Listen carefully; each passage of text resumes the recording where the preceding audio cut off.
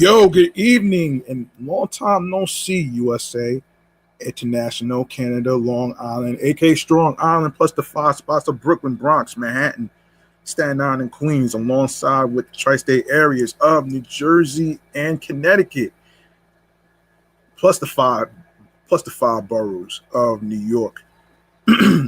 This is your man and homie G Money Stacks, aka the Gregonator, rhymes with now or later, just like the candy. Your host with the most missing, still only nomad, unstoppable, independent podcaster, creator, YouTuber, Queens, New York native, who is also a New York Giants, New York Mets fan, and also New York Knicks, aka Knicks have 5. Congrats to the champions, and of course, yes, like I said, I am a New York Mets fan from the neck of the woods of Laurelton, Queens, New York. And you are now rocking with me by listening, tuning in, and watching the 448th episode of the comedy Off the Meat Rack Chainz New York Avenue podcast. And I got a slamming show for you today, folks, with topics to discuss. There is a Sega Genesis live action movie that's going to be it's happening right now. Actually, I'll talk about that in my movie Man Cave Popcorn Lounge segment in a few. But I'll give you a hint though. It has to do with Sega. Sega is involved with the movie. It's not Sonic the Hedgehog, but you have to stick around and tune in to find out. And I hope every single one of you out there that's actually out there actually have bottles of water. And I hope y'all have cooling centers to go to in case you don't have any air conditioning in your cribs and stuff. So if you don't have those, call 311. We might be in for a mixture of a heat wave and 89-degree weather this week and coming up next week as well. So yeah, so make sure you actually have your waters, your air conditionings, and of course electrolytes. Don't do like somebody else did earlier when she had I'm not gonna say her name, but she had a cup of coffee that had caramel in it. But I'm like, why are you drinking hot coffee when it's so damn hot though, man?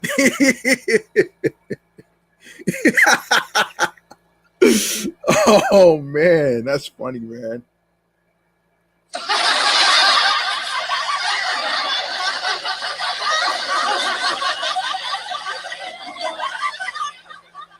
Yeah, but listen though, make sure you click on the subscribe button on the YouTube channel page, G Money Stacks 555, for more episodes being uploaded to the channel page.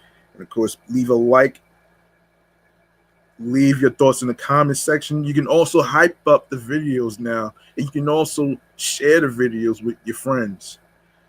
All right. In case you need something to listen to from a long days of work, whether it's like stressful events or whatever, this is for you. All right, so listen,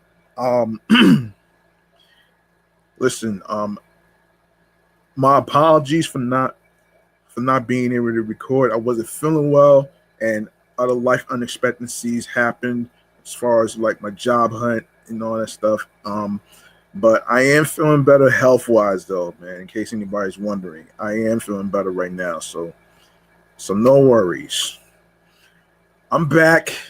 I'm trying to get back into my rhythm of the podcast recording schedule in case I start working again. But don't worry. Just because I'm going to be working doesn't mean I'm going to stop podcasting. So, you know what I mean? So yeah. Anyway, I want to start off with some transit talk and segment that I like to call the New York Mass Transit Files. All right, let's get started.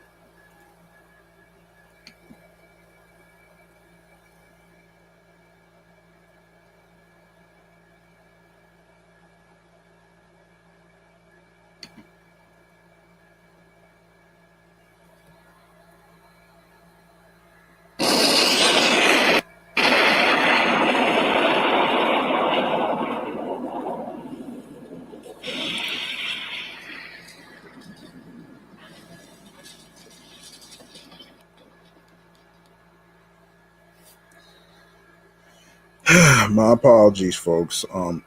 Not sure what the hell's going on with my sound effect here, but just bear with me here. Yeah.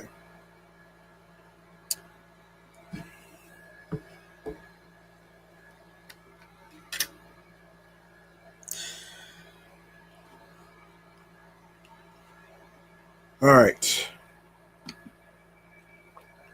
I do want to talk about something in transit news that really kind of caught my attention, actually. So this one right here is, hold on a second, let me find it. Let me find it.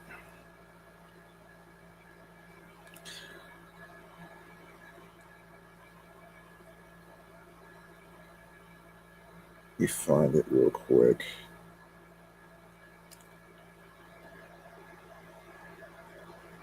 Here we are. Hang on a second.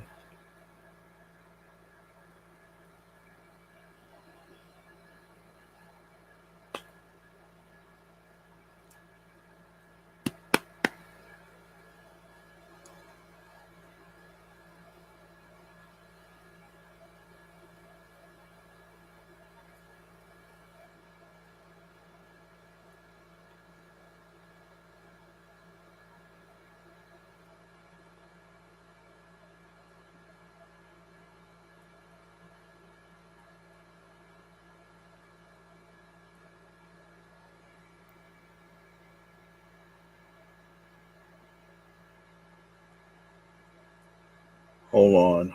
I'm trying to see if I can find what I'm looking for here. Okay.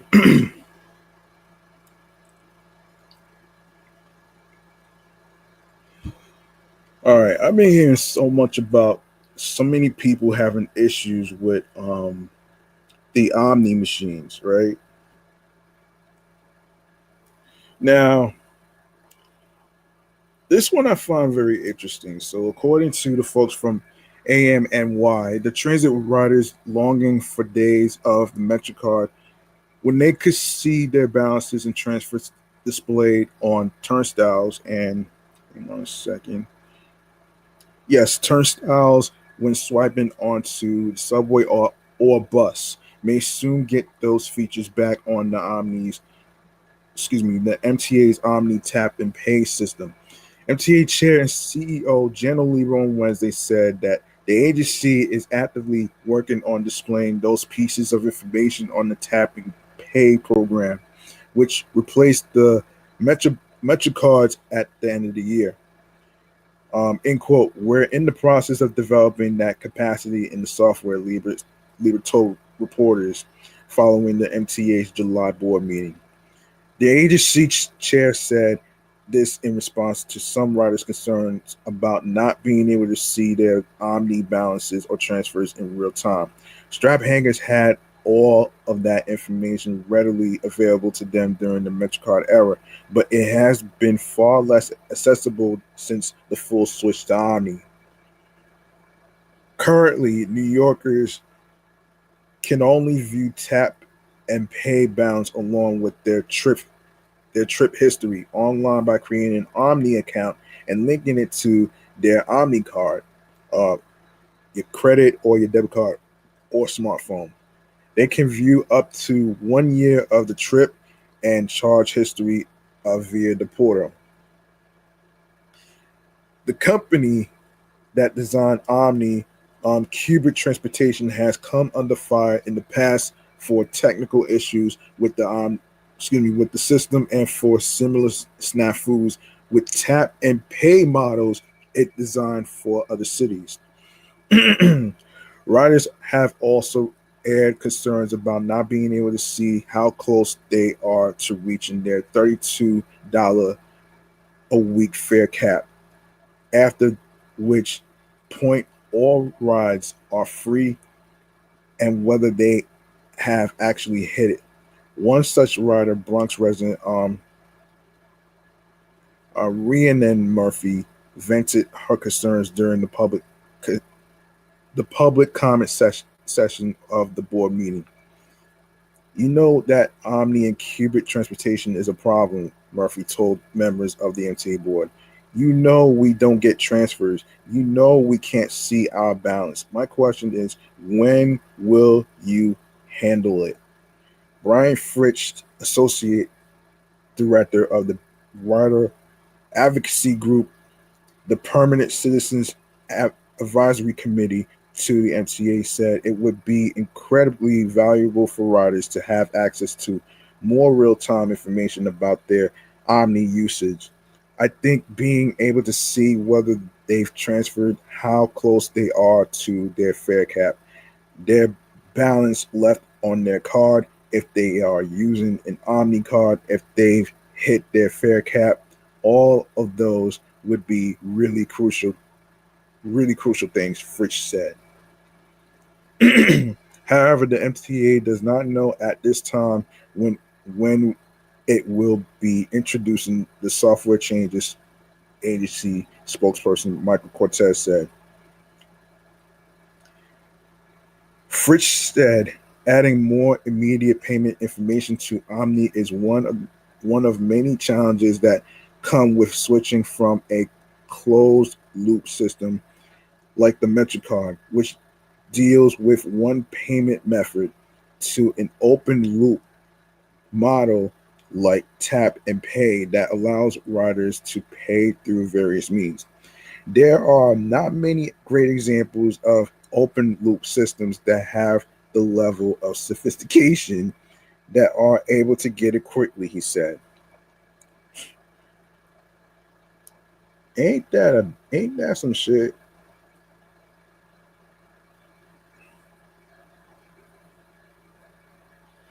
This is the craziest shit that I ever heard.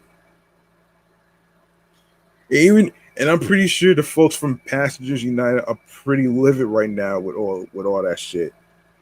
That they can't see their payments and their transfers. I'm I hate to say this, but the MTA needs to get that fucking act together and just fix this shit.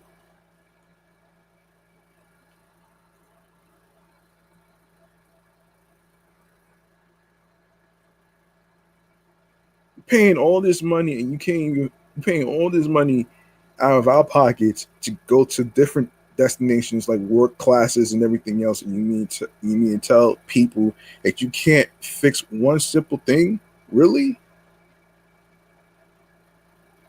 Are you kidding me? What the hell happened here? Shit.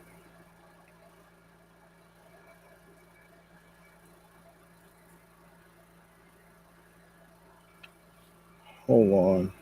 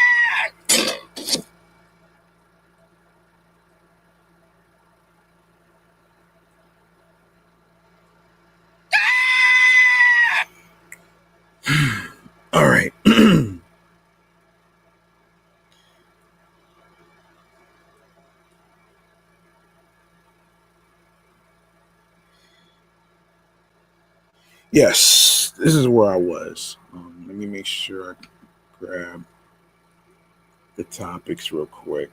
Okay.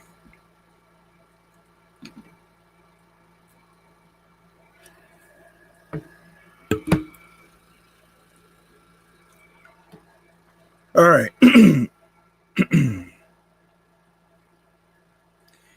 Yeah, so yeah, this is crazy what they're talking about here. All right.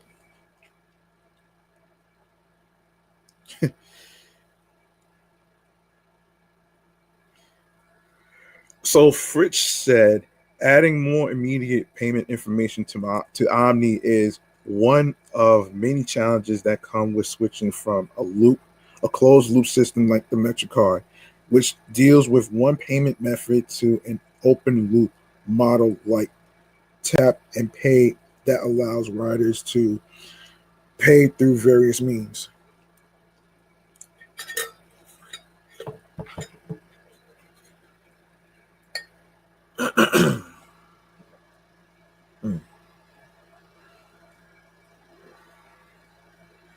There are not many great examples of open loop systems that have that level of sophistication that are able to get it quickly, he said. But Fritz said that PC from PCAC's perspective, the MTA should at least aim to make incremental improvements to the system, giving strap hangers more information than they have right now, even if it's not everything they are asking for at once. For instance, he said it is easier for the MTA to implement the changes in the subway than on the bus network. If they can do that, if they could do subway and buses come later, they should, he said. If they could figure out transfers, which I've heard is a little easier than pulling someone's progress to their fare cap or balance, they should. Even incremental improvements would be very welcome by riders. During the meeting, Lieber also pushed back on reports that some riders are lamenting the MTA's elimination of the 30-day unlimited MetroCard, which it replaced with fare capping. Some writers have growls that this new system is flawed because they have been charged for rides even after hitting the cap, and argue that the prior system was less prone to errors because it allowed them to pay a flat rate for unlimited trips. The transit boss, however, insisted that while some riders may be nostalgic for the old system, it was not fair to those who could not afford to pay large sum up front. There was something fundamentally inequitable about saying to people, if you want a monthly, give me $100 plus. Float the money to the MCA, Lieber said. That was unfair to a lot of people who don't have cash in their pocket every day. The next one I find pretty interesting. The next one I find pretty interesting is this. The MTA plans to unclog two of the most vexing points where subway trains get delayed due to multiple lines converging or other structural constraints in the system. It announced a new report out on Wednesday. That was last week. Um, the report both highlights projects the agency is already undertaking to address two of the major choke points known as bottlenecks, and identifies 25 others that it can work to eliminate in the future. For those of you who may not know, bottlenecks arises from issues with interlocking terminals, track configuration, and legacy signal systems, can cause delays that ripple throughout the system and trigger the familiar "we are delayed due to train traffic ahead of us" announcement. These bottlenecks create delays even on good days, when everything is running according to plan, said Liam O'Connell, a senior planner at the MTA, during the agency's July board meeting on Wednesday. End quote. You'll know these delays when you are waiting on a train somewhere and you hear an announcement like, we're waiting on a train to cross in front of us, or the train across the platform will be leaving first. He continued. These small holdups means that your travel time on the train is inconsistent from day to day, and also that the waiting time for riders at all the stations further down the line is inconsistent with the schedule. The report's findings build upon the MTA's recent operational changes to the F and M lines, which involved swapping their routes between Manhattan and Queens last year. The change led to a 4% decrease in running times and fewer conflicting merges at the Queens Plaza station. Agency officials reported on Monday. Folks at Roosevelt folks at the Roosevelt Island station are for the first time in a long time having trains that don't arrive completely packed, in the station in the AM peak, said MTA Chair and CEO General Lieber during the same meeting. The two projects already underway aim to clear bottlenecks on the B, D, N, R, and Q trains in the area between the Brooklyn side of the Manhattan Bridge and the DeKalb Avenue station, and on the 2, 3, 4, and 5 trains east of the Franklin Avenue station, according to the report. Both are funded by the MTA's current 2025 to 2029 capital program. The issue at DeKalb Avenue arises from an interlocking where the B, D, N, and Q trains cross paths after coming over the Manhattan Bridge. The merging of the B and D trains to join with the Q and N trains respectively, can cause delays as one train must wait for another to cross in front of it. Those delays can quickly cascade. These mergers at DeKalb Avenue are what create the delays that you might remember if you are descending the Manhattan Bridge, O'Connell said. You are on a D train, say stop, waiting for an N train on the other side of the bridge to pass to get to the switch in front of you. O'Connell said that tower operators individually route each train through the interlocking due to their use of nearly a century-old signals, which can further compound delays. The same problem occurs with Manhattan-bound trains as well, according to the report. The MTA is working to clear the bottleneck by installing its modern communications-based train control signal system on the B and D lines between DeKalb Avenue and 47th through 50th Streets, Rockefeller Center. It is planning to award a contract for the work by the end of the year. The new technology will help clear the issue by allowing trains to run faster and closer together through the interlocking. Its installation will also give the agency the chance to replace aging switches in the interlocking, which will could help trains go through at higher speeds. The 2, 3, 4, and 5 trains face a similar bottleneck at the Nostrand Junction interlocking just past the Franklin Avenue station, where the 2 and 5 trains and 3 and 4 trains split into different branches headed for Flatbush Avenue and New Lots Avenue, respectively. Because the 5 train currently must cross from the express to local tracks, it ends up on the same track as the 2 and 3 trains for about 150 feet. sparking cascading delays. It is the crossing movement of trains at Nostrand Junction that contributes to that bottleneck, O'Connell said.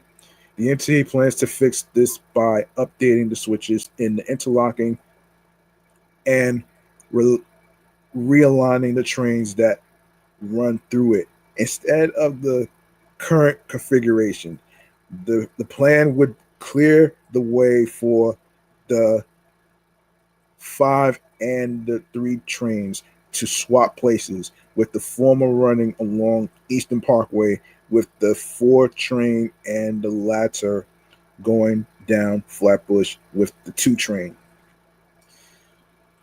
In other transit news we gotta talk about here, man. I've been saving this topic for a while in regards to IBX. I wanted to actually get into it. Actually, I've been saving this actually. So, um, many residents of Canarsie, East New York, and nearby towns in Brooklyn are looking forward to enhanced connectivity and new opportunities with the possibility of an IBX train stop at Linden Boulevard. This new transit option is poised to significantly improve access for those living nearby, offering a convenient way to explore the diverse boroughs of Brooklyn and Queens. The MTA is right now planning an IBX stop near New Lots Avenue on the L train. This stop intersects and provides subway access for New Yorkers from several Brooklyn neighborhoods, including East New York, Brownsville, Flatbush, and Canarsie. This southeastern part of Brooklyn remains very industrial, as do a handful of previous stops on the IBX in the borough. But the immediate radius of the New Lots Avenue stop is more than just factories and industrial joints. There are beautiful multifamilies, homes, and new apartments as a result of rezoning. Yeah, I bet you that shit is expensive too. There is also no shortage of nationally known food venues that line local streets, including options for anyone who loves a classic fast food burger. Yeah, good luck with that one because listen, man, you're gonna have to go to certain streets to get like certain stuff though. Along Pennsylvania Avenue, a major multi-town thoroughfare and an exit on Brooklyn's Belt Parkway, is where big box restaurants thrive. Along the stretch is a fast food row, home to famous chain restaurants including Wendy's, Checkers, Chipotle, Sonic, and many more. There is also an IHOP nearby, an American favorite, and a breakfast for dinner hotspot located in the heart of Brooklyn. Local restaurants include Armando's Pizza on Rockaway Parkway, arguably one of the best pizza places in Brooklyn. Yum. Achieving 4 out of 5 stars on Yelp. Reviews encourage both New Yorkers and visitors to give it a try. East Coast Street Tacos on Stanley Street offers the flavors and fun of food truck tacos in a quaint and colorful neighborhood taco joint. Wow. But with the IBX scheduled to arrive, there's no timeline yet from the MTA. A world of food, shopping, and even employment and housing opportunities is located only a short train ride away. The 14-mile train is planned to connect Jackson Heights in Queens, which is Roosevelt Avenue, to the Brooklyn Army Terminal in Bay Ridge. Unlike almost all the MTA trains, the IBX will not go through Manhattan, providing a direct link between the two boroughs and offering a quick ride in about half an hour, point to point. This means the IBX's Linden Boulevard stop would provide a direct link for residents of Southeast Brooklyn to access other vibrant neighborhoods.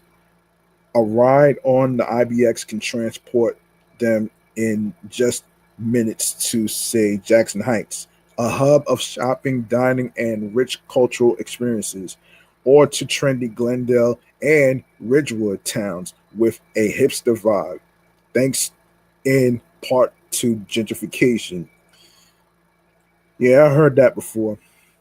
Here, plenty of authentic New York coffee shops, antique stores, and bars surround the local IBX stop proposed on Myrtle Avenue.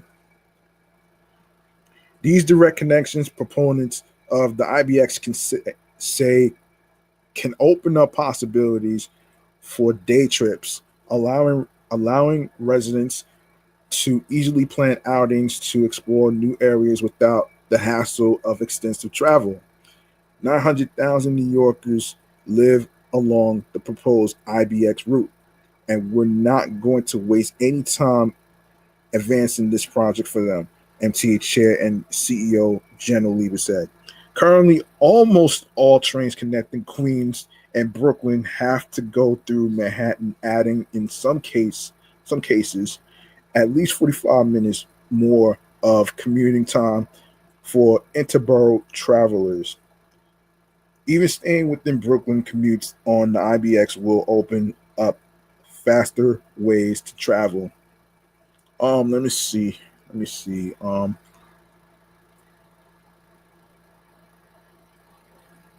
Oluwasium. Oluwasium Ajala. A student told News 12 this week that the train would improve his cross borough journey. End quote. Um, I I take like two buses. It's a little bit stressful, he said. That would be way easier for me to come from Queens to Brooklyn, so I would love that. Will the IBX bring too much competitive housing? But the IBX is not without its downside, according to some New Yorkers. One argument against the IBX is that once built, it will attract many more people to already overcrowded neighborhoods, leading to increased housing unit and home prices. High density apartments around proposed IBX areas have already sprouted, with others in progress. Opponents of City of Yes, which amends the city zoning law to build more housing in neighborhoods that had previously restricted development, include politicians representing neighborhoods where the IBX is planned, including City Council member Robert Holden, who represents Maspeth, Middle Village, and nearby areas in Queens. Like Holden, City Council member Chris Banks, who represents IBX areas including East New York, Canarsie, and Brownsville, also voted no on City of Yes before it passed the City Council late last year. Excuse me. AM New York contacted Banks for comment on the IBX train and is awaiting a response. And in other parts of the city, not connected to the IBX, neighborhoods have been able to prevent the construction of high density housing. Developers of a project to convert a two-family property into multi-family homes on the south shore of Staten Island terminated their work on October 30th, following community opposition. In quote, as we warned, when the city of Yes first came about, the city has enabled inappropriate projects like these to be developed in low density residential neighborhoods such as Princess Bay. Borough President Vito Fasella said in a statement, we maintain that projects like this former proposal are inappropriate, uncharacteristic for the areas where they exist, and would be a threat to the quality of life.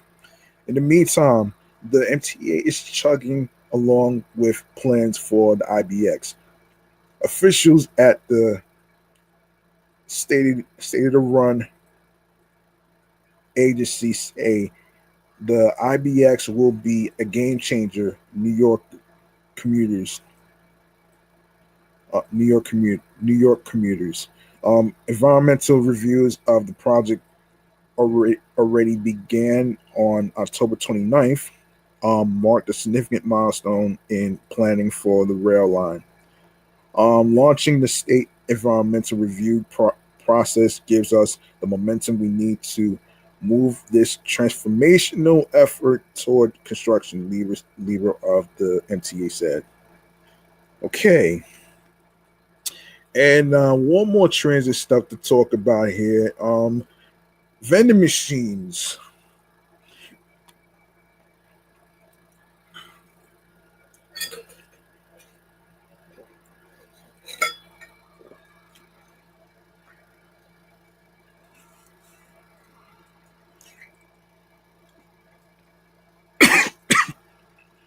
We haven't had vending machines in subway stations in so long, though, man. So this will be my last transit topic before I go into chatting on jazz. Um, Strap hangers hankering for a salty snack or a cold beverage as they traverse the subways face ever dwindling options as more and more retail stalls in the system have gone dark in recent years.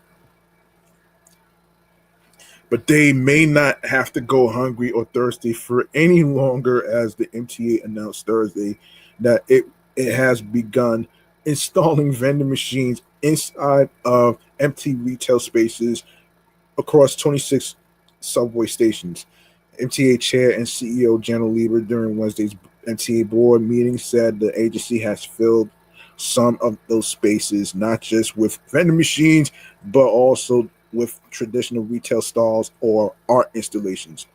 Vending is obviously low cost. It doesn't require as much investment in terms of the physical installation, and it works, Lieber said. The MTA has already introduced the machines at three stations: 2nd Avenue on the F lines, 23rd Street on the R and W lines, and 116th Street on the 6th line. That's in Harlem, New York.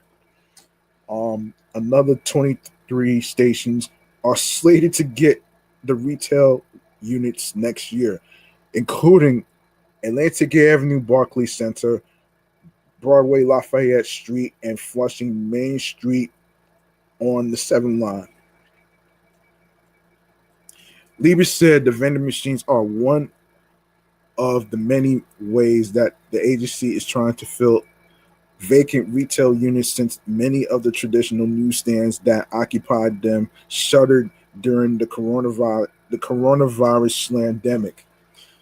Um, we love the old school newsstands, but the economics of the old school newsstands eroded during the COVID era, and most of them didn't want to come back, Leader said. So we found a lot of different ways of animating and activating those spaces. The MTA selected Double C Vending Incorporated to install and operate the kiosk after holding a request for proposals process, it said. The contract between the MTA and the firm lasts for 5 years, with the option to extend it for another 5. The Coca-Cola company is providing the food and beverages for the initial phase of the rollout. According to the MTA, excuse me, they boost traditional vending machine fare, such as potato chips, candy bars, nuts, soda, and bottled water. Meanwhile, the accord between the MTA and Double C Vending Incorporated allows also allows the latter to begin selling a variety of other items, including technology, health, and beauty products, alongside snacks and beverages. MTA Chief Customer Officer Shanifa Riera, in a statement, said the vending machines serve as a way to improve riders' experience in the subway system by turning vacant retail spaces into customer amenities. We are activating a space into one customer can benefit from. Riera said, "We're making stations more welcoming and more convenient, and we look forward to the installation of more vending machines and greater variety." Yeah, yeah, you should bring those vending machines back, though, man. I mean, of course, if you're trying to go from if you're going from your crib to work, classes, or coming from those destinations, you're gonna need a little snack to go along with the long ride on the trains and buses. You're gonna need those things. People need those things, man. That's some smart thinking. That's some smart thinking, right there. That's some smart thinking right there, man. I actually agree with this. So yeah, um, yeah, them old school. I remember those old school stands where people used to grab newspapers, but yeah, but you know, I don't blame those people. They're not gonna return anytime soon. So yeah, because it's slamdemic. I get it. All right. I want to go on to. Hang on one second here.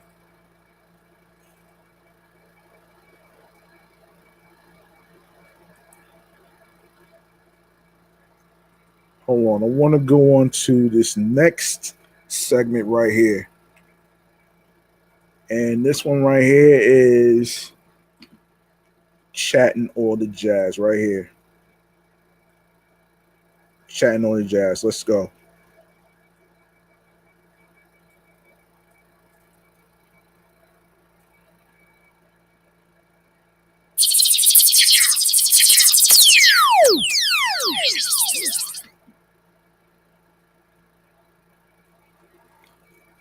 Okay.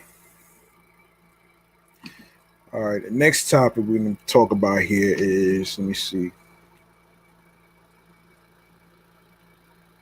Okay, we need to talk about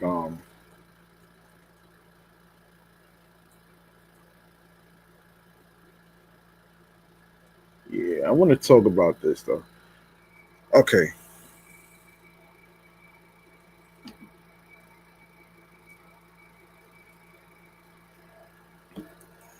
All right. I want to go over yeah, I want to go over inflation again because I know a lot of people I may have talked about it, but I want to actually go over it again as far as like the root causes behind it.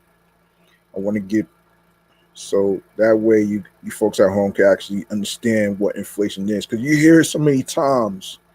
You hear it so many times, but you may not know what this is pertaining to. So let's get into it right here. If I could find if I could find it right here, if I could find it,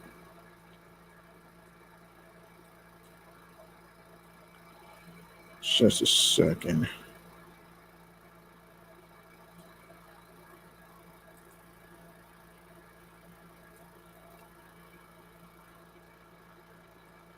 Um, hold on.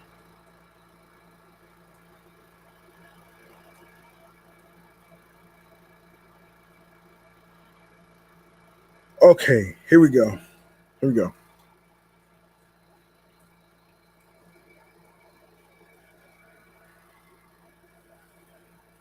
All right, let's get into this though. All right, so this is from what is it?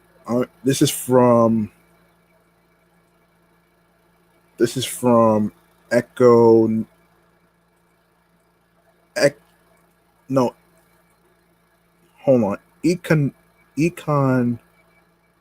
econarena.com. Okay, so what is inflation, you ask? So it is the sustained rise in the general price level of goods and services in the economy. When inflation is 3% per year, the same $100 grocery basket from last year cost $103 today. Yeah, over decades, even modest inflation compounds dramatically. A dollar in 1970 has has the purchasing power of about 13 cents today. Inflation is measured most commonly by the consumer price index, which tracks a fixed basket of household goods, rent, groceries, gasoline, healthcare, and so on. Central banks like the Federal Reserve target an inflation rate of around 2% per year, considering this high level enough to encourage spending, but low enough to keep prices predictable. The three main causes behind this mess. Economists classify inflation drivers into three categories. Demand pull inflation occurs when total demand grows faster than the economy's productive capacity. Think of slamdemic stimulus pack. Excuse me. Think of slamdemic stimulus checks meeting supply chain bottlenecks.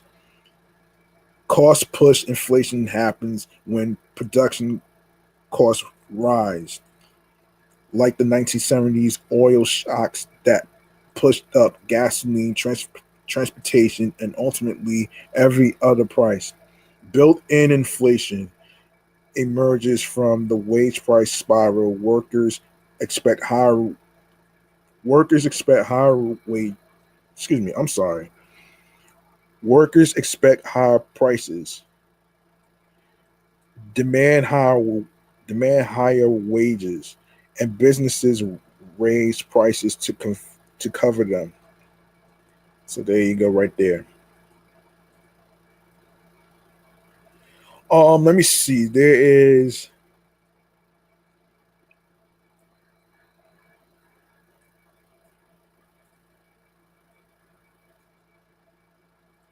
so there's demand inflation. Wait, did I see that? Okay, demand inflation, cost push inflation, built-in inflation. Okay, I see that. Let's talk about the money supply effects.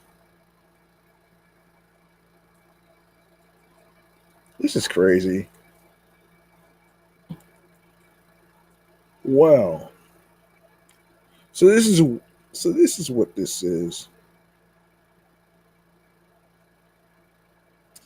And another way to understand the economy, you also want to understand um, money supply. So it is the total amount of money available in an economy at a particular time. Let's see. So money supply is measured in multiple ways. M1, which is money, which is currency and checking accounts. M2 is M1 plus savings, small CDs, money market funds, and broader measures. Central banks influence money supply through open market operations and reserve requirements. Money, more money supply typically lowers interest rates and stimulates um, spending. Less does the opposite. Of course, in this chart, um, anyway, if you go on econarena.com, and the section where it has money supply, you're gonna see a graph that has two lines actually. One is a purple line and the other one is a red line. So this is basically where it says um,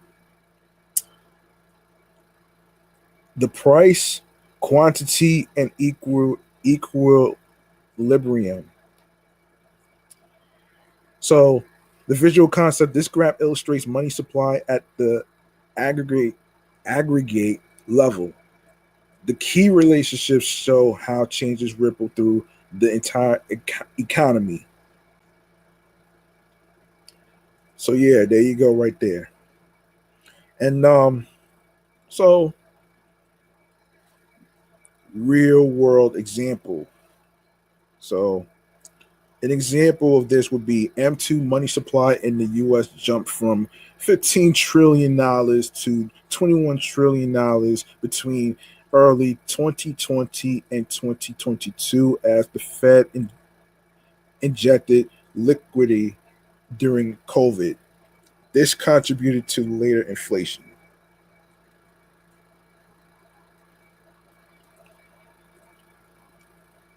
Yeah,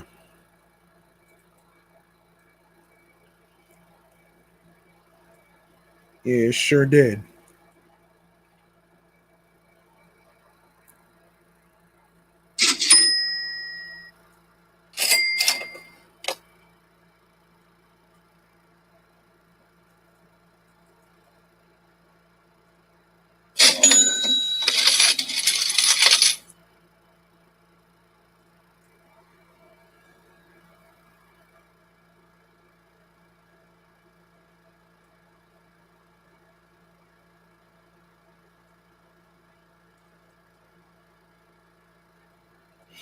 Yeah.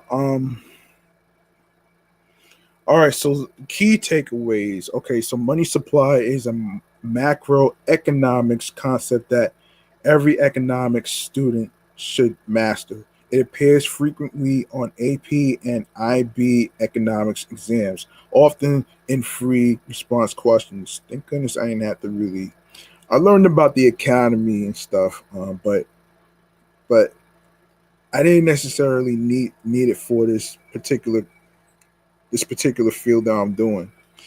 I'm not a Wall Street guy, so in case you didn't know, I'm not a Wall Street guy.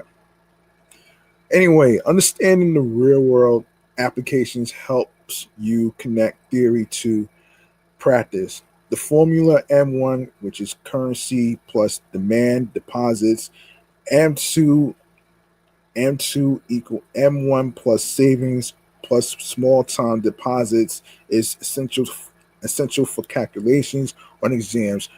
Related concepts include M1, M2, monetary policy. Okay, there you go, right there. And let's see. In-depth analysis: the money supply is the total amount of money circulating in an economy. Economic economists define it in increasingly broad measures. Um, the MO, which is physical currency, M1, which is MO plus checking accounts, and M2, M1 plus savings accounts, small CDs, money market funds. The key insight is that commercial banks create most of the money supply through fractional reserve lending.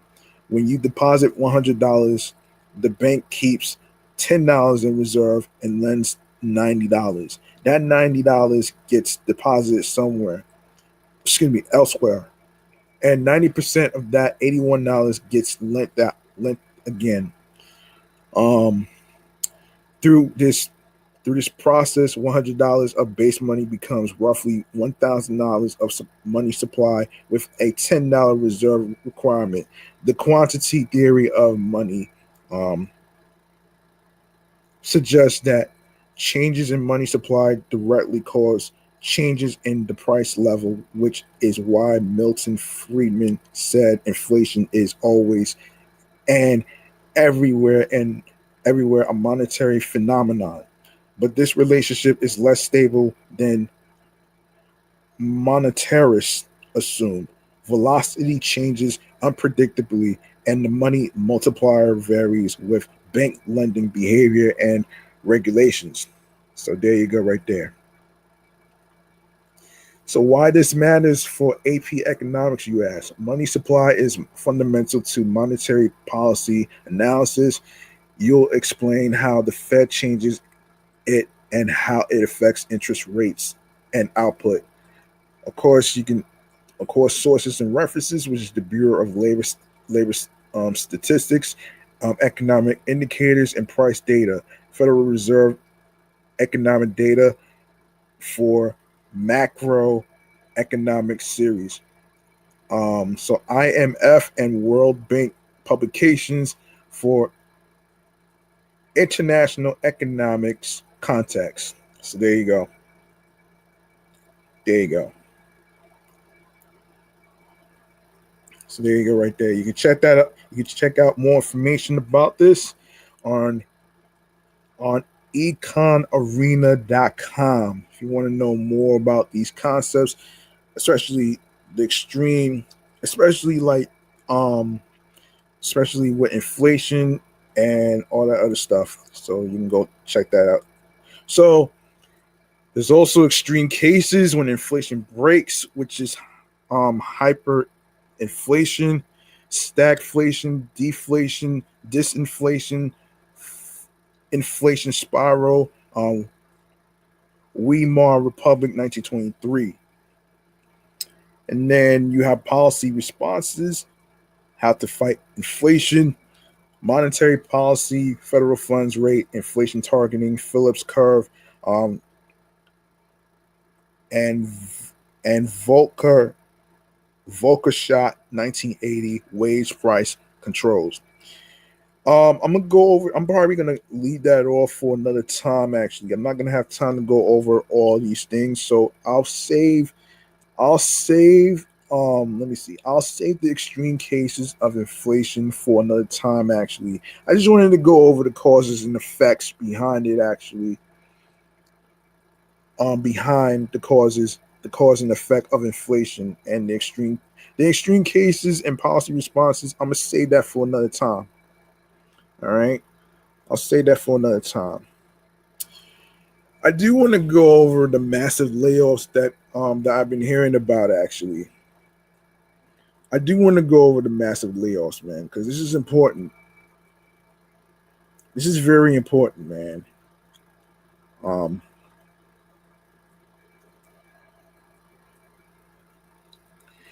Let me see. Yeah, this is very important, though, man.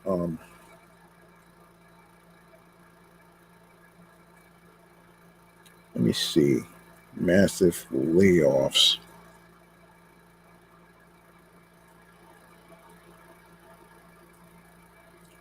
Shit.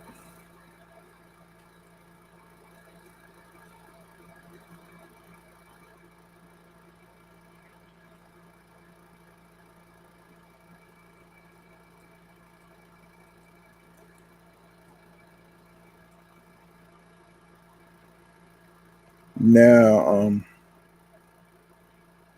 actually, this has to do with the gaming industry, actually. So I wanted to go over this, actually. So this is shit. Shit, man. All right. So let's go over this actually real quick. This is basically I could have saved this for the video game segment, but since I'm already here, I'll actually go over this right now. So the video game industry layoffs in 2026. So the video game industry in 2026 has seen massive layoffs and studio closures, with over 9,000 employees laid off so far this year. A one a plus 125% increase compared to the same point in 2025. This follows a wave of cuts that began in 2022 and peaked in 2024 when about 14,900 jobs were lost. Scale and trends. Total layoffs in 2024, 9,004 employees. Worst month, July 2026, with 3,600 layoffs. Studios closed 25 and 26. Affected companies, 108 unique studios reported layoffs. That's terrible, man. That's terrible.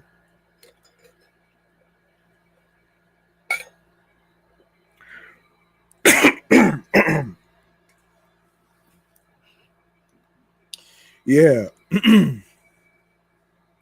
Yeah. All right. So studios closed. Yeah. Affected companies. Yeah. 108 unique studios reported layoffs.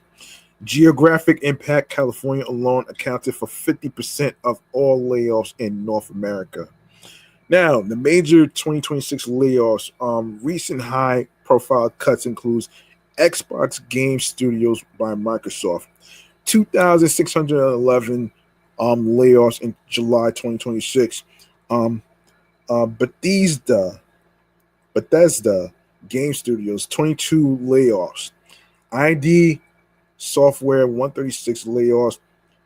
ZeniMax Media, 166 layoffs. Voodoo.io, 3 layoffs. Double Fine Productions, 23 layoffs. Lightspeed LA, 80 layoffs. Originator Incorporated, 30 layoffs. 1047 Games, 40 layoffs. Midgar Studio, Nacon, 30 layoffs. Broader industry context: according to the 2026 State of the Game Industry report from the Game Developers Conference, 33% of U.S. workers surveyed said they were laid off in the past 2 years, 28% globally. Half of respondents said their employer laid off staff in the last 12 months. AAA studios were hit harder than indie studios, with two-thirds of AAA respondents reporting layoffs versus one-third at indie. Unionization support: 82% of U.S. respondents backed unionization. Causes: industry-wide factors driving layoffs include rising development costs and longer production cycles, higher wages and labor costs. Post-slamdemic slowdown in growth, mergers, acquisitions, and restructuring. Consumer behavior shifts and licensing freezes, including the Chinese game licensing freeze. Outlook: while the global games market remains profitable, 2026 cuts suggest ongoing restructuring across AAA, indie, and live service sectors. The July 2026 spike indicates that even after major releases, studios are continuing to downsize between development cycles. Shit. That's a damn shame, man, to hear. That's a damn shame to hear, man. Like, that's crazy.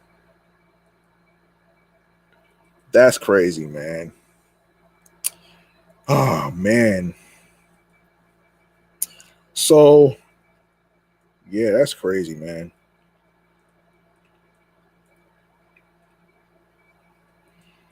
Mhm.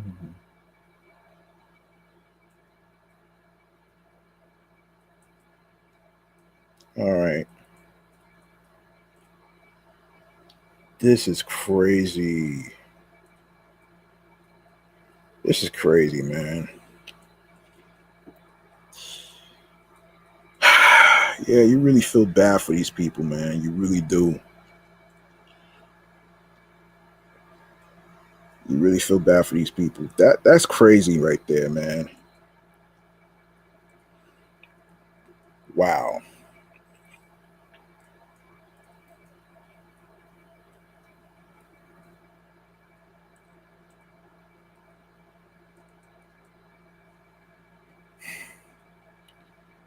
Yeah, this is so crazy right now.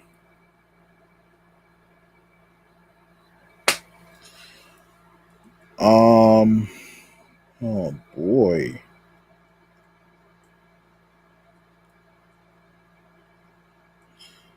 I'm gonna save.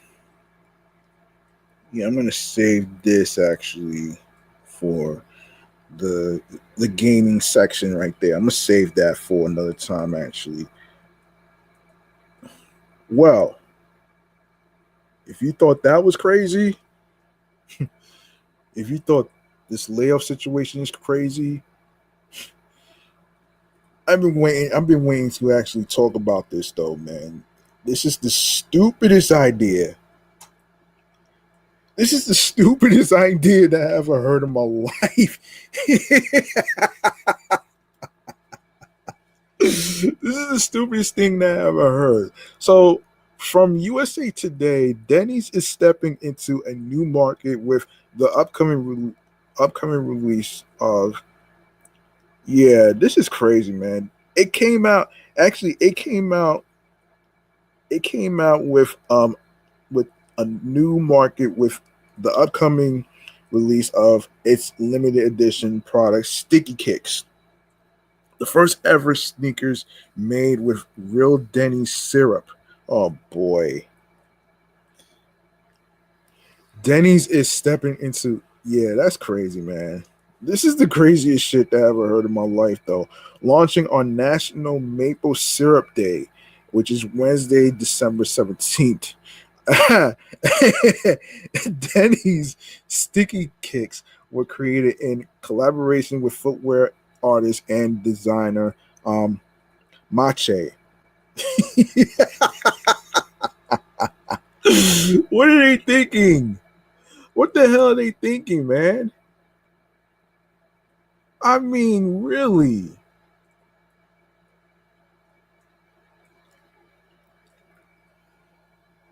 Oh my gosh, man.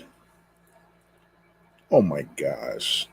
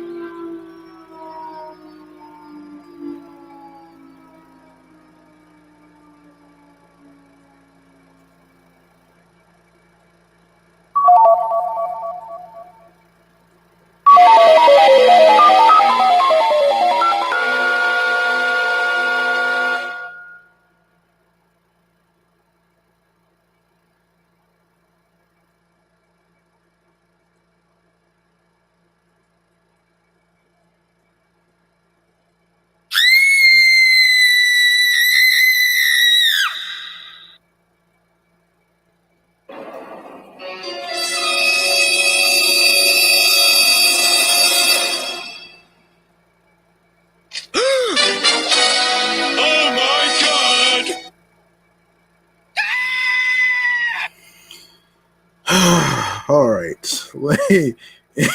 Oh my gosh, man. I can't believe Denny's came up with the stupidest idea ever to put syrup on sneakers. Like, really, they really lost their fucking rabbit ass minds, man, off of that shit. That's funny, man. Oh man, that's funny. Yeah.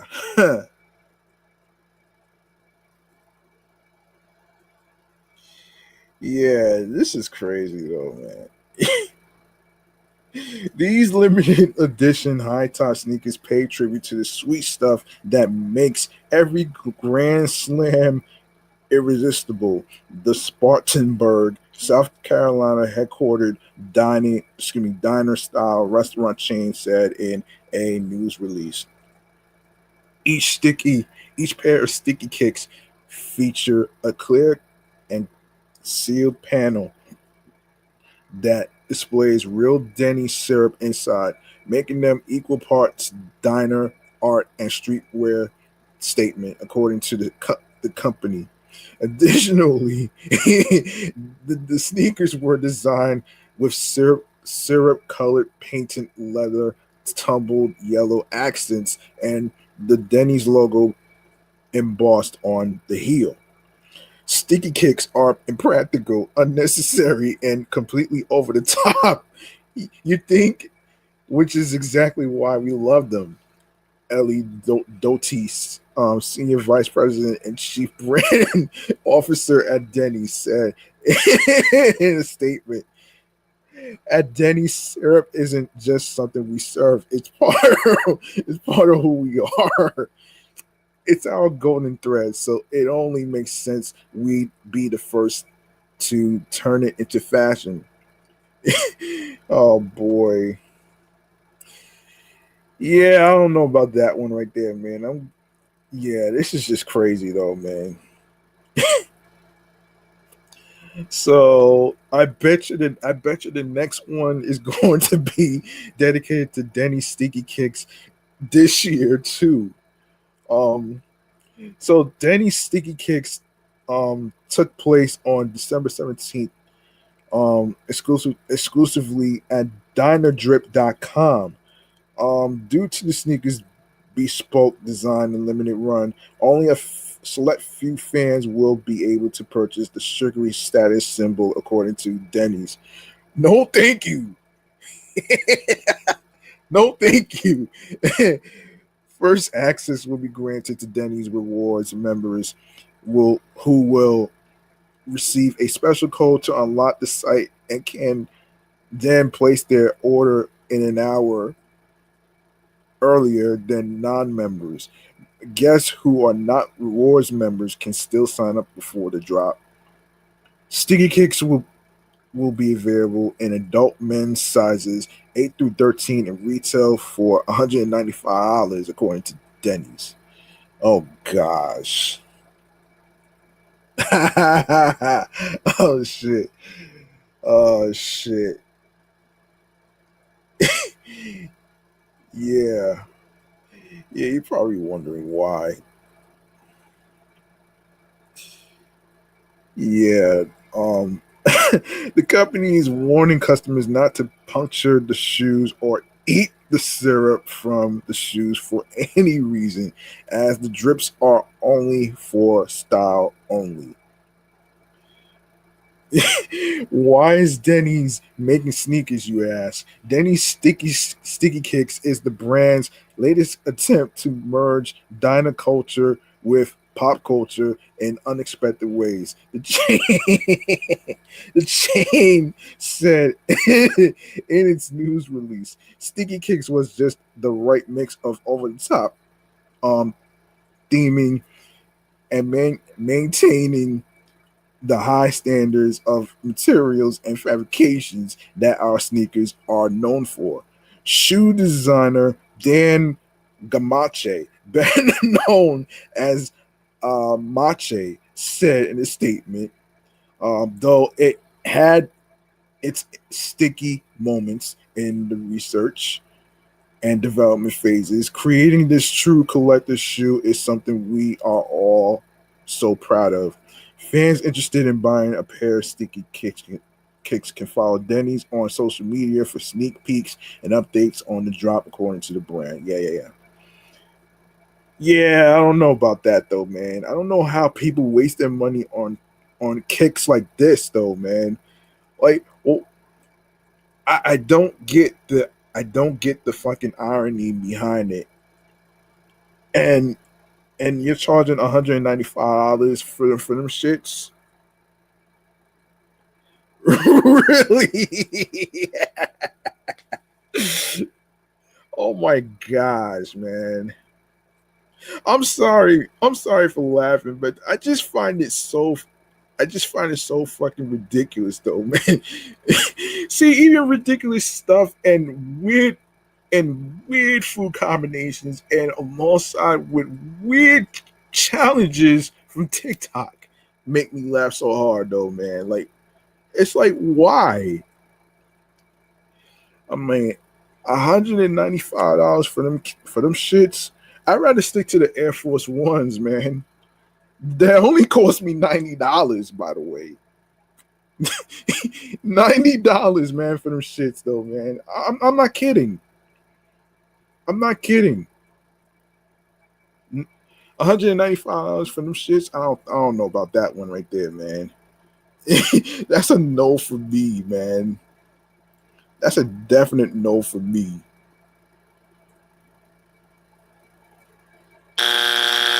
Yeah, that's a no for me, man. That's a no for me, man. But $195, I'd rather stick to Air Force Ones that cost me $90 less than $195.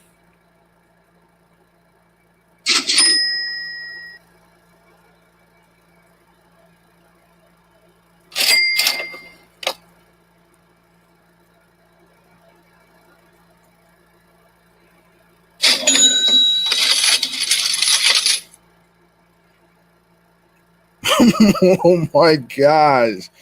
Oh my goodness, man. Yeah, I yes.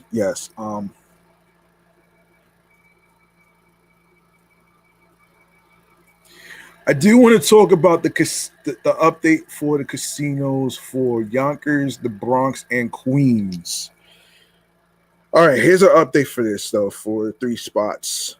Um, in case you didn't know, I've been holding on to this topic for a while actually because I've been going through some life related stuff as far as like me being, laid off from a previous job that I had. So let me see. All right. So three of the areas, right? I actually was holding on to this actually.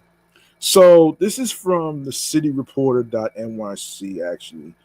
I've been saving this topic, been waiting to actually talk about this actually though, man. I actually discussed the Steve Cohen Metropolitan Park on my sports show, Excellent Fun Vibrant Talks podcast. I actually talked about that. But they all right, so the final three contenders for a lucrative downstate casino license were all approved by the state's gaming facility location board on Monday. The winners were Bally's Corporation in the Bronx, the Metropolitan Park, and Resorts World in Queens. Now advance to the final round of approvals before they can officially begin building and operating their gaming facilities. The New York Gaming Facility Location Board, a group appointed by the State Gaming Commission to oversee the evaluation process of new fully licensed casinos, met at the CUNY Graduate Center in Manhattan for the penultimate step of the downstate casino licensure process. The board assessed each applicant on their proposed casino economic benefit, job creation, diversity initiatives, and impact to the local community. Each of the three casinos has estimated billions of dollars in revenue, and the state is hoping it will boost its own coffers. The state has already factored an estimate $2 billion in revenue from the projects into the MTA's budget through 2029. Yeah. So the board's decision was constrained by the specific criteria of the legislative study in response to a vote of the people of New York State to support the licensure of the casino gambling in the state, said board chair Vicky L. Bin. Within that framework, the board took very seriously both concerns and hopes of those who commented on the proposals. Um, The casino race originally began with 8 players, but only half remained after 8 separate community advisory committees panels evaluating local support killed some bids. MGM Yonkers in Westchester also unexpectedly withdrew its application to renovate and expand Empire State Casino, prompting Yonkers Mayor Mike Spano to call on Governor Kathy Hochul to launch an investigation into the sudden dropout. The gambling industry has been vying to break into the New York City market for decades. In 2013, voters approved a constitutional amendment allowing 7 casino licenses statewide. The text of the amendment also issued a 10-year moratorium on downstate licenses so upstate casinos could establish themselves before encountering competition from downstate casinos. One of the winners in Monday's decision, Bally's Corporation, plans to build a 500,000 square foot casino at Ferry Point in Bronx Neck. The project includes a 500 room hotel, a 2,000 person event center, and 2 parking garages with 4,660 spaces. As part of Bally's purchase agreement for the site, the Cheeseface President 47's organization, the former operator of Trump Links golf course, is slated to receive $115 million from the deal. Oh gosh, no. In quote, our team has work closely with community leaders, union partners, and local stakeholders to build a project that delivers real jobs, lasting economic benefits, and a world-class entertainment destination for the Bronx, said Bally's spokesperson Lauren Westerfield in a statement. We are grateful for the board's confidence and look forward to working with the Gaming Commission as the process moves to its next phase. In Queens, the Metropolitan Park, which I talked about on Excellent Fun Vibrant Talks podcast, my sports show. You can listen to that episode over there. And the Metropolitan Park in Queens would transform a 50-acre lot near Citi Field into a resort with 286,208 square feet of gaming space, an entertainment venue, multiple restaurants, a convention center, hotel, and retail, backed by Mets owner and hedge fund manager Steve Cohen and Hard Rock International. The developers pledged $1.75 billion in community investments, including park space and income-restricted housing. Following the announcement of the recommendations, protests erupted from the crowd by a Flushing group organizing against the Metropolitan Park project. After years of community engagement and support, Metropolitan Park is one step closer to becoming a reality, said Carl Rickett, a spokesperson for Metropolitan Park. Following a fair, transparent, and rigorous process, the Gaming Facility Location Board has validated the positive economic impact this project will have, with billions of dollars in tax revenue, 23,000 union jobs, and over $1 billion in community benefits. Outside the Graduate Center, members of the coalition against the Metropolitan Park Casino protested the gaming facility location board's vote for what they perceived as a lack of community involvement in the licensure process. The Community Advisory Committee established local support for casinos, but Sarah Ahn from the Flushing Workers Center said that the process was corrupt. Ahn also said that community members delivered a list of grievances regarding the project to the committee before they ultimately voted to approve the proposal and felt disenfranchised by the process. Governor Hochul's Gaming Commission is giving the green light for Steve Cohen to squeeze hard-earned wages from our immigrant communities at a time when affordability is the key issue in our city. This casino will tear apart families, create gambling addiction, and increase crime and displacement, the coalition said in a statement. The tax revenue collected will come at the cost of the most vulnerable people in our community. The last license would go to Resorts World, which already operates the city's lone current gaming facility.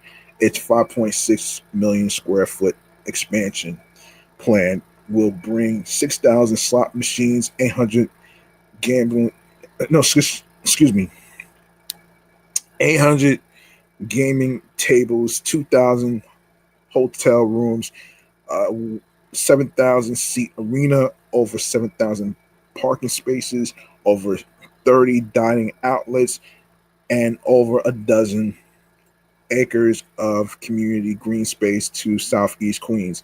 The Genting Group, the Malaysian hospitality group that owns it, expects between 3.3 and $4.6 billion in revenue for 2031. Resorts World, New York City's journey to this historic moment represents more than 15 years of work to generate jobs, revenue, and opportunities for our neighbors, said Robert D. Salvio. Robert D. Salvio, president of Genting Americas East. Resorts World, New York City's $7.5 billion proposal is the only bid that can expand operations in just 90 days, generating billions in new revenue for mass transit and public education over the next 4 years. What happens next, you ask? While the gaming facility location board issues the final decisions on the applications, it is up to the state gaming commission to issue the casino licenses by the end of the year. That already happened already. So the commission will assess whether applicants are financially sound and capable of responsibly operating a casino, including paying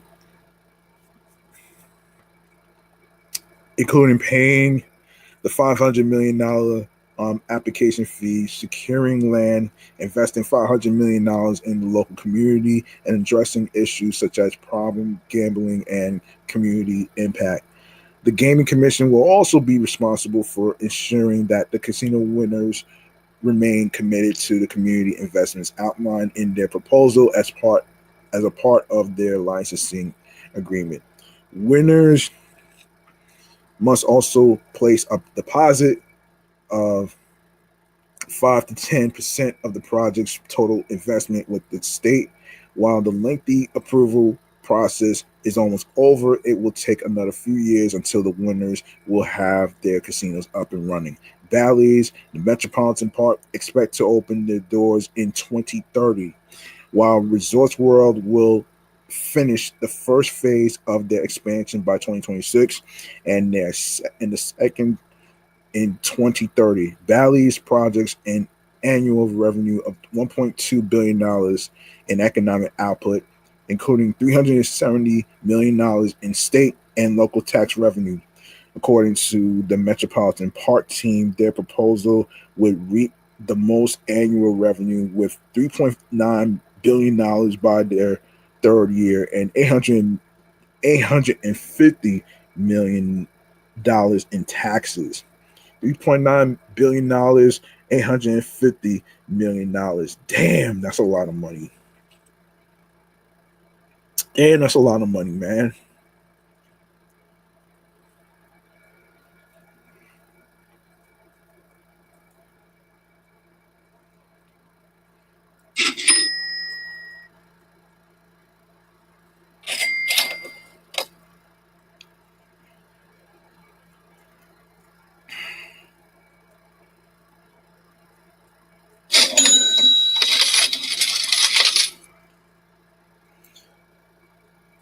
Before I go on, I want to actually say a couple of things about this.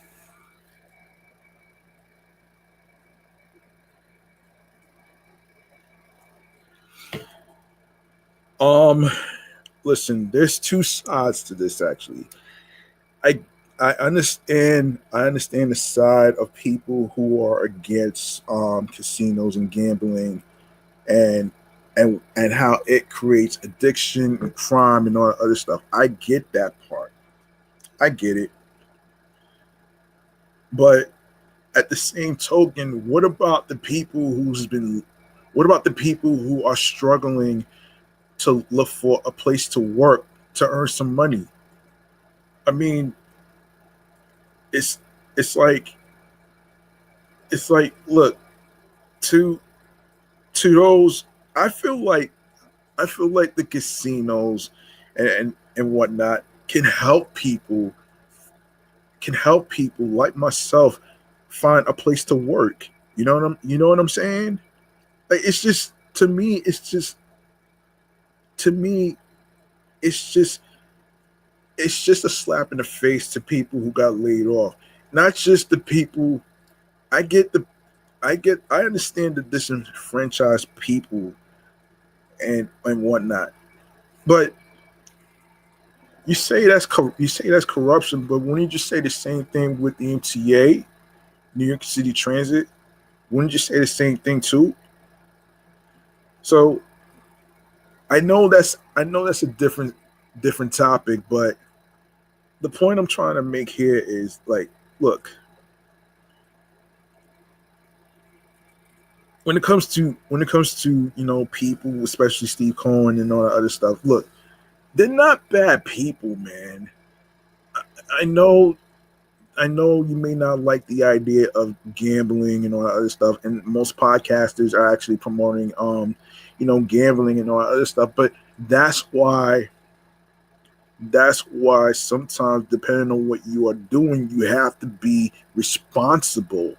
You have to be responsible of what you're doing, especially if you're doing online bets. Especially, you know, be careful of where what app you're using, especially with Call She and all the other online betting apps though. So yeah, there you go right there. So so I say I I'm all for the casinos because it could really help a lot of people who got laid off this year. I mean, who got laid off. Oh yeah, I forgot that yeah, the Metropolitan Park is not going to be ready till 2030, and the rest is going to be 2031, 2032, most likely. And I'm pretty sure it can help a lot of people who got laid off, especially those in the gaming industry. I mean, think about those people. Think about people like myself who got laid off, though. Like, it's not easy. It's not easy getting a job in the mall, and it's not easy getting a job anywhere, especially with the demanding hours and whatnot. Like, I'm pretty sure. I'm pretty sure. I'm pretty sure they'll find a way to get through this though, man. And especially, to help out communities. And to the people who are building casinos and stuff like that, though, man, I want to say this though, man. Especially Steve Cohen, though, man. Listen, you're not going to make you're not going to make everybody happy. It's impossible to make everybody happy. All right. You're going to have those who don't like casinos. You're going to have those who love casinos, who love the idea of doing what you love creatively, especially if you're trying to help out communities, especially if you're trying to help out communities in Queens and and the outer boroughs like the Bronx. You know what I'm saying? So yeah. So therefore, I'm all for it. I'm all for it though, man. And this could really help people out there, man. Especially those who got laid off. I'm all for it though, man. And like I said, you're not gonna make everybody happy. It's impossible to do that. So don't worry about trying to make everybody happy. Regardless though, man. If you're gonna say casinos is corrupt, you gotta say the same thing with the MTA, New York City Transit, with the fare hikes.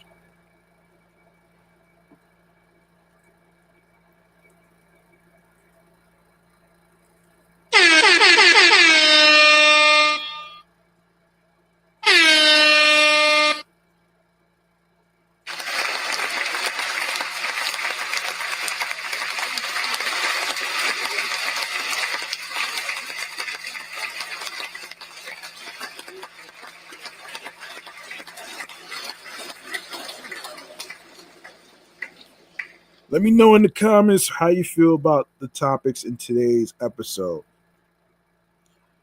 All right, let's go on to the next topic. The next topic is going to be let me see. Let me see if I can find it though. Let me see if I can find it. Let me see if I can find it. Let me see if I can find it.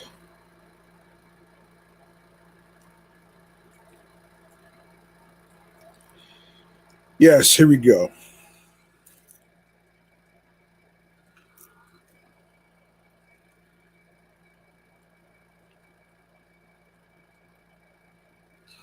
Dr. Dre and Gordon Ramsay, they tried to do like a collaboration.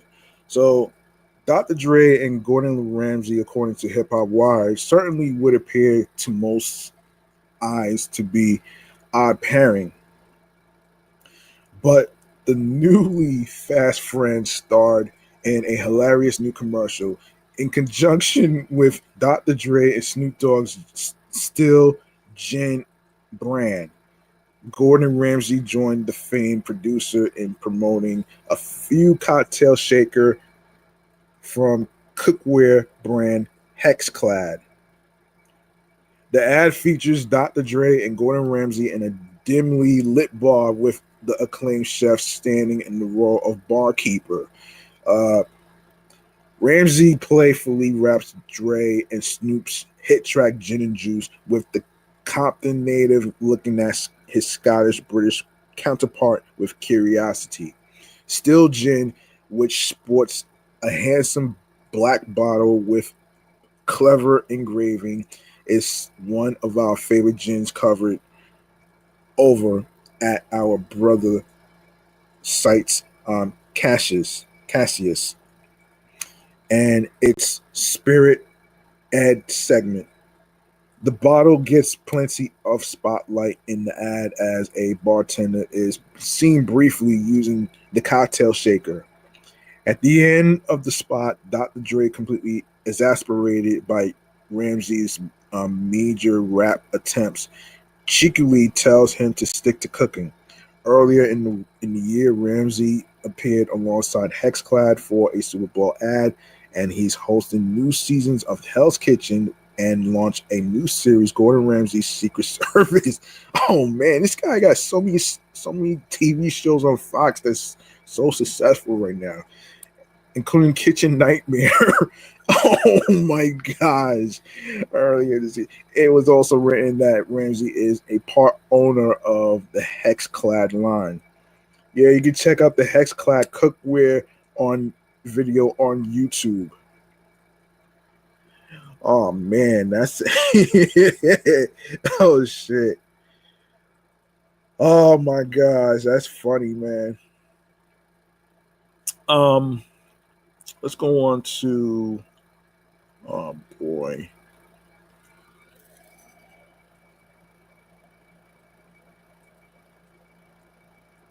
Okay, I want to make sure I don't miss anything. Yes, Nas's tours. Okay, okay, he tours the yes, he tours the the hip hop museum that's actually hold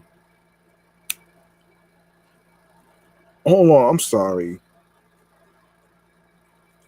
Hold on, I'm sorry. Yeah, wait.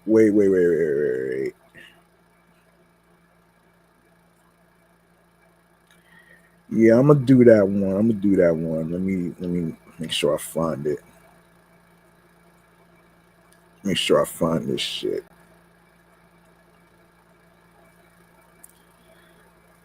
Yeah, let me do that one. I'm gonna do that. I'm gonna come back to that. That other Nas joint. Okay, so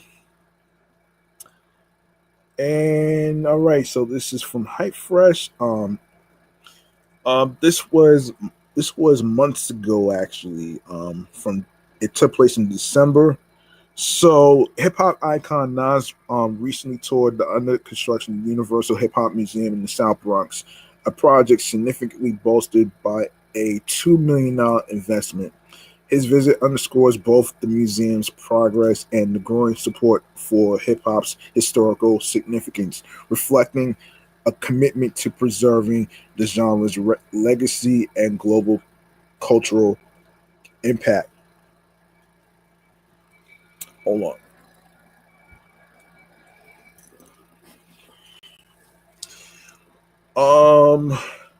Located in the birthplace of hip hop, the upcoming Universal Hip Hop Museum aims to celebrate and educate the public about the genre's history and evolution.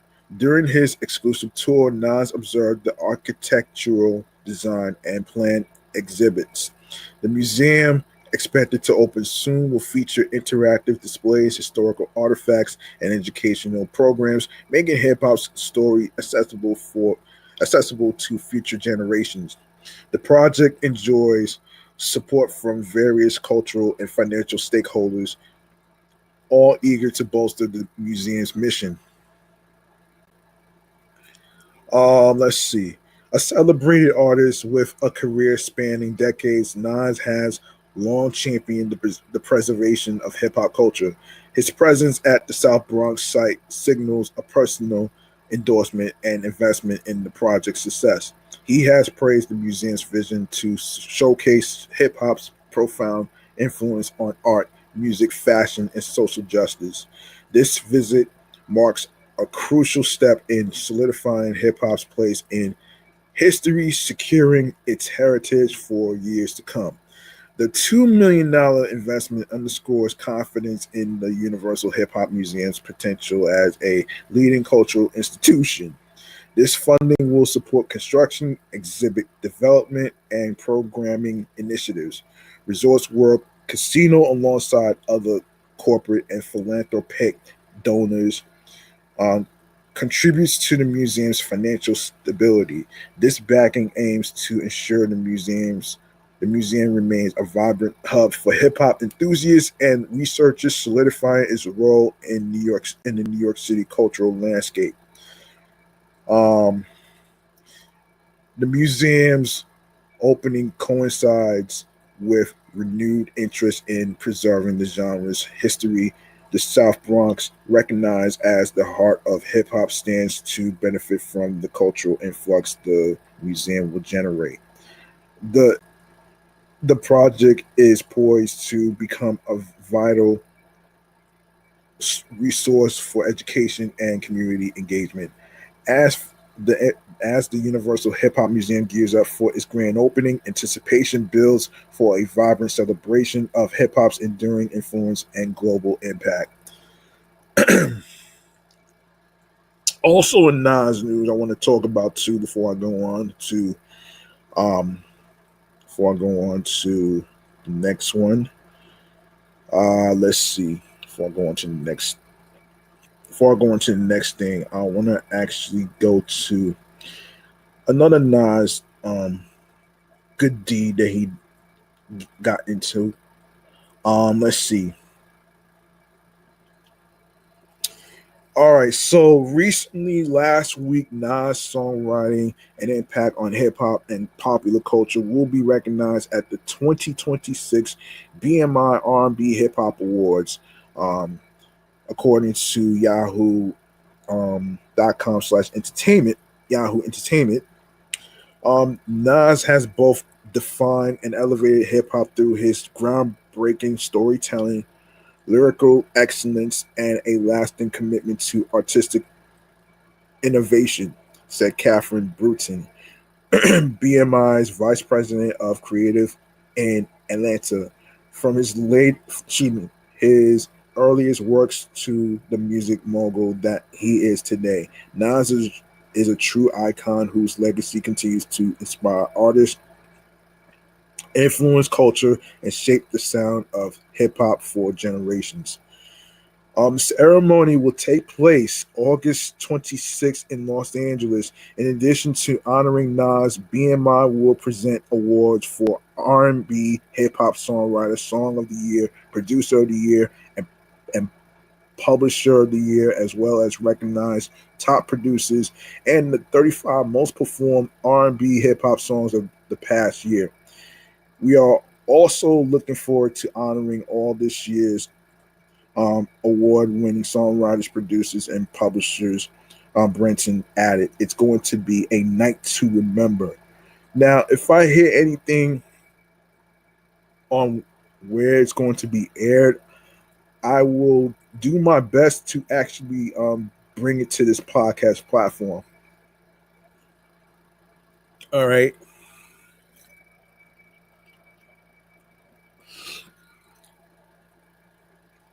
Now,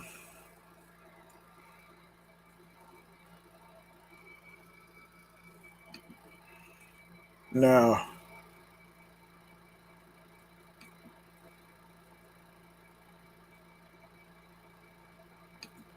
the moment that I've been waiting for to do. Let me just make sure. Actually, hold on a second here. Hold on 1 second here.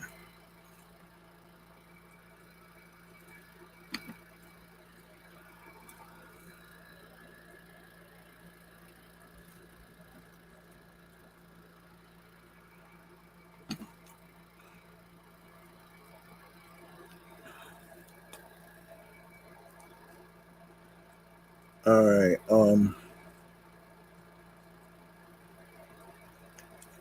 Okay. There is, as I actually teased in the beginning, there is a Sega Genesis video game that is being made into a live action movie that's in development right now. And and and like I said, it is going to involve the people from Sega. You want to know what that is? You want to know what that is? I got you right now in the movie Man Cave Popcorn Lounge.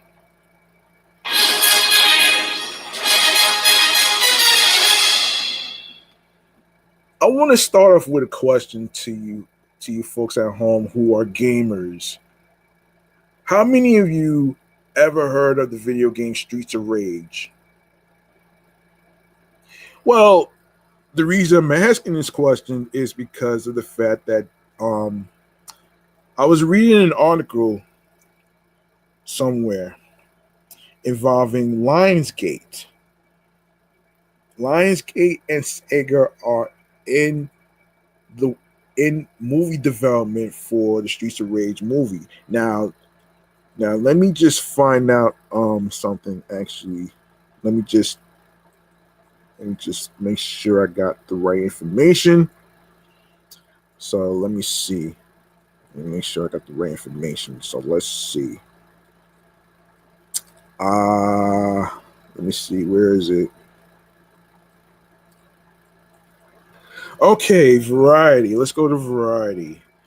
Yeah, here we go. All right.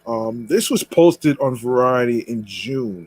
So, according to Variety, the film adaptation of Sega's iconic Streets of Rage video game is alive and well at Lionsgate and has found its new writers, Paramount Pictures, Sonic the Hedgehog's film franchise masterminds, Pat Casey and Josh Miller. In addition to the Sonic duo, The Harder They Fall filmmaker James Samuel has joined the project to direct. Casey and Miller board the Streets of Rage movie following the exit of Derek Kolstad, who had written an earlier draft of the screenplay after Lionsgate first acquired the rights in 2022 alongside Sonic the Hedgehog movies and Amazon's Life is Strange TV series producer Story Kitchen. Formerly DJ2 Entertainment. All right, so plot details are being kept under wraps, but the Streets of Rage film adaptation is described as leaning heavily into the classic game, known for its iconic characters, acclaimed electronic soundtracks, and beat 'em up action. Beloved for its beat 'em up gameplay and influential music selection, Streets of Rage was one of the most popular video game series of the 1990s and has remained a top-selling title over the decades. The franchise launched a fourth game in 2020, which sold more than 2.5 million, 2.5 million copies within its first year, reaching 20th on the US downloads chart and 14th on the UK sales chart. Along with Sega and Paramount Pictures' Sonic the Hedgehog film trilogy, which has grossed more than $1 billion worldwide to date. Casey and Miller are best known for the Universal franchise Violent Night, starring David Harbour, and are currently writing the horror comedy feature Dead Drunk for producer Graham King's GK Films. Samuel wrote, directed, and produced the BAFTA winner The Harder They Fall, and wrote and directed The Book of Clarence. In quote, we and our partners at Sega knew that Streets of Rage demanded a bold filmmaker. Lionsgate film chief Aaron Westerman said, James Samuel's visceral and explosive style, not to mention his signature use of unforgettable music, is perfect for audiences both familiar with and new to the series. We are so excited for how he will bring his own memorable take to this beloved video game IP. The Streets of Rage movie will be produced by Sega's Toru Nakahara, Story Kitchen's Dimitri M. Johnson, Michael Lawrence Goldberg, and Timothy I. Stevenson, and escape artists Todd Black, James Blumento, and Tony Shaw and Kostad.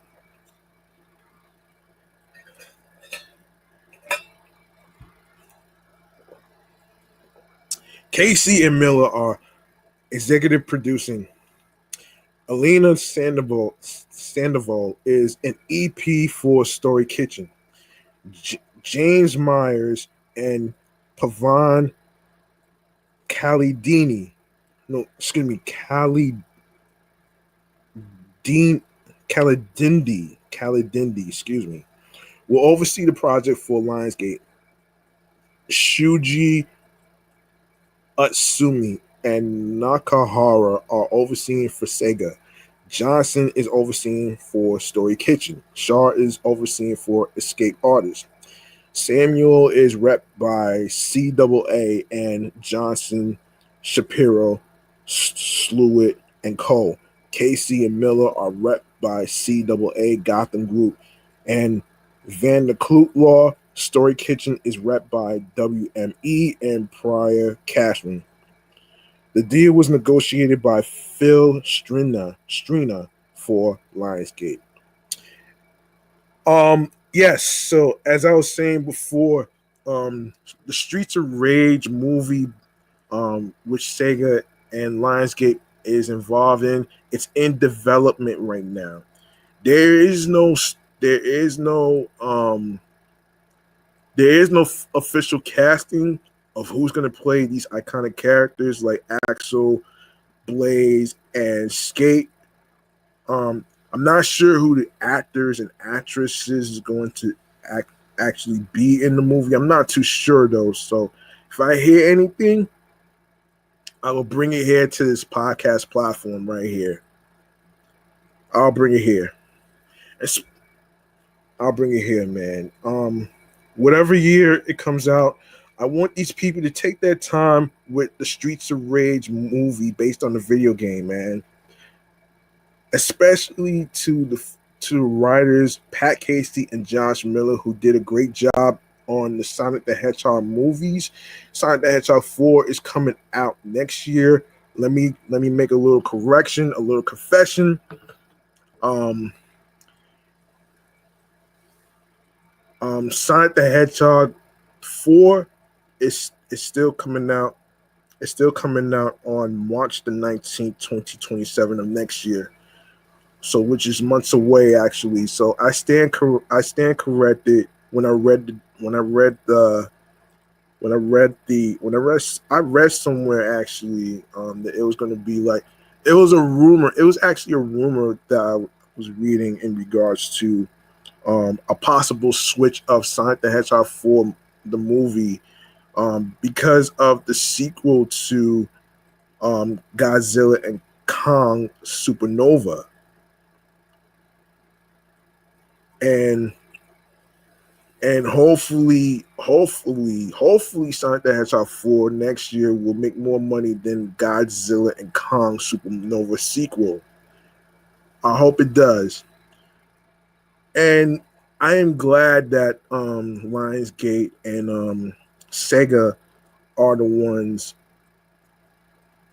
who are the right hands to do the job. So depending on where it's going to, depending on where the Streets of Rage movie is going to take place as far as the setting, we don't know where it's going to take place. And we don't know who the casting of actors and actresses is going to be.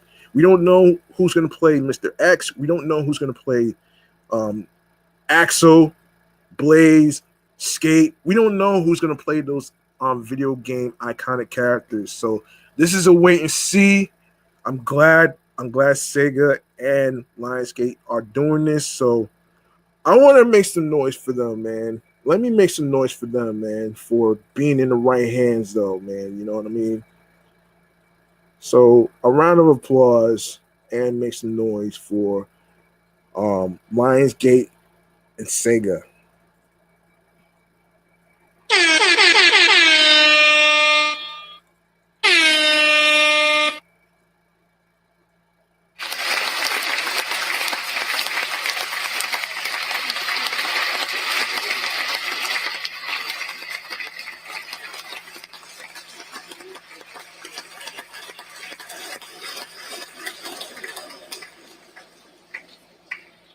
I want to take a look at all the movies that were number one in the box office this year. So it'll be my pleasure to actually go over it, especially with the recent movie that came out last week. No, this was the week before. The week before Spider-Man Brand New Day came out. Now, for those of you who may not know, The Odyssey is one of the movies that actually came out in number one. Actually, is joining the $1 billion club. That's really interesting right there, man. So let's get into it right here. And this is from hold on. List of let me get to all right, so highest grossing movies that were in the box office, right? Let's get into it right here. Okay. This year, this is a huge year according to Screen Rant for the film industry, with the highest grossing movies of 2026 at the worldwide box office, reflecting the wide range of titles audiences are responding to heading into the year. Everyone from Disney, Sony, Warner Brothers, Universal, Paramount, Skydance, A24, and more had hopes of being responsible for some of this year's biggest hits. With 2026 most anticipated movies crossing their fingers to be included, major franchises like the Marvel Cinematic Universe, DC Universe, Star Wars, Dune, Toy Story, Hunger Games, and Super Mario have new installments that are already out or set to debut in the months ahead. Meanwhile, directors like Christopher Nolan, Steven Spielberg, Ridley Scott, Robert Eggers, and David Fincher have new films. Of course, obviously, there have been plenty of notable success stories to come. Zendaya and Robert Pattinson gave A24 an early win with the drama. Sony cashed in with their animated feature GOAT. The Scream and Mortal Kombat franchises returned with their biggest box office performers ever, and yet none can claim to be one of the year's top no, excuse me, year's 10 highest grossing movies. So let's take a look at here. So you have um monster hold on. So far you got Monsters, Minions and Monsters, Eliminations Despicable Me franchise has earned a spot in the top 10 as audiences have continued to check out the newest entry, Minions and Monsters. The animated sequels box office prospects were thrown into question after a franchise low opening weekend of only $37 million domestically, despite Minions and Monsters rave reviews. Currently, the third Minions has made $450.4 million worldwide. $169.7 million has come from domestic theaters, while international audiences have contributed $280.7 million. It will need strong legs to climb higher in the charts and finish with a total that's large enough to keep a spot. This is one of the movies out of the blue. Obsession. That's number 9. Is the top is the box office sensation that just won't stop. Curry Barker's movie has made $474.9 million worldwide since debuting on May 15th. $212 million has come overseas, with domestic audiences more responsible for turning the low budget horror movie into a modern phenomenon, with $262.9 million earned so far. Strong word of mouth is the story for Obsession's box office. After opening to $17.1 million, it increased its performance in consecutive weekends, making $23.9 million and $27.3 million in its second and third weekends. Even its fourth and fifth weekends, $25.3 million and $19 million were made more than its first. Obsession also stayed in the top for its first 7 weekends domestically. One of the highest grossing movies, number 8, movies of 2026 is Pegasus 3, which is one that most have ever seen. After all, the racing movie sequel only made $1.3 million at the domestic box office and has only been released in 5 other territories. The $656.4 million earners earners placement on this list is solely thanks to China. Pegasus 3 made $653.9 million in China alone after releasing on February 17th, the Chinese New Year. The first 2 movies were big hits in China, making $255.5 million and $422.3 million, respectively. This makes Pegasus 3 the highest grossing movie in the franchise and gives it the biggest international total of any 2026 movie so far.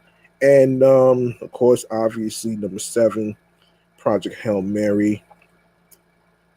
Yeah, number 10. Yeah, number 10 was Millions and Monsters. Yeah. Amazon MGM found its first real blockbuster hit with Project Hail Mary. Ryan Gosling's sci-fi movie hits theaters on March 20th and has gone on to make $684.2 million at the box office. Its domestic and international splits are nearly even.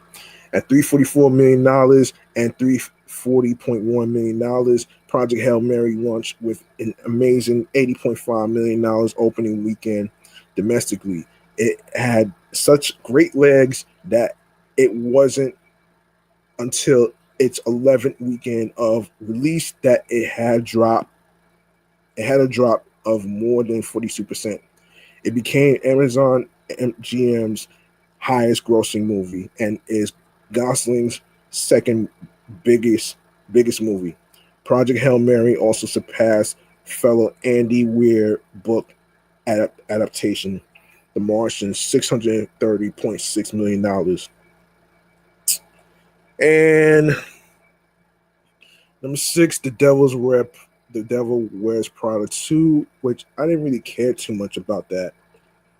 I ain't really care too much about that though, man. Disney revived a hit Fox movie this year with The Devil Wears Prada 2, on with a summer kickoff release of May 1st. The long-awaited sequel. Hold on. The long-awaited sequel. Hold on 1 second here. The long-awaited sequel here. Hold on. The long-awaited sequel. Where is it? Yes, the long-awaited sequel starring Meryl Streep and Anne Hathaway has managed to make an outstanding $691.3 million. $691 million. $691.3 million worldwide. The fashion film has been a huge hit internationally, where it made $470.8 million. The United Kingdom, $46.3 million. Italy, $37.5 million. Germany, $35.1 million. Japan, $34.6 million. And Brazil, $33.3 million led the way overseas. Domestically, The Devil Wears Prada 2 opened to a stellar $76.7 million and spent 2 weekends at number 1. It's currently made $220.5 million here. The Odyssey that recently came out, I'll get to that. I'll get to the breakdown of The Odyssey next. So this is number 5, The Odyssey. Christopher Nolan's epic blockbuster has cemented itself as one of 2026 highest grossing movies.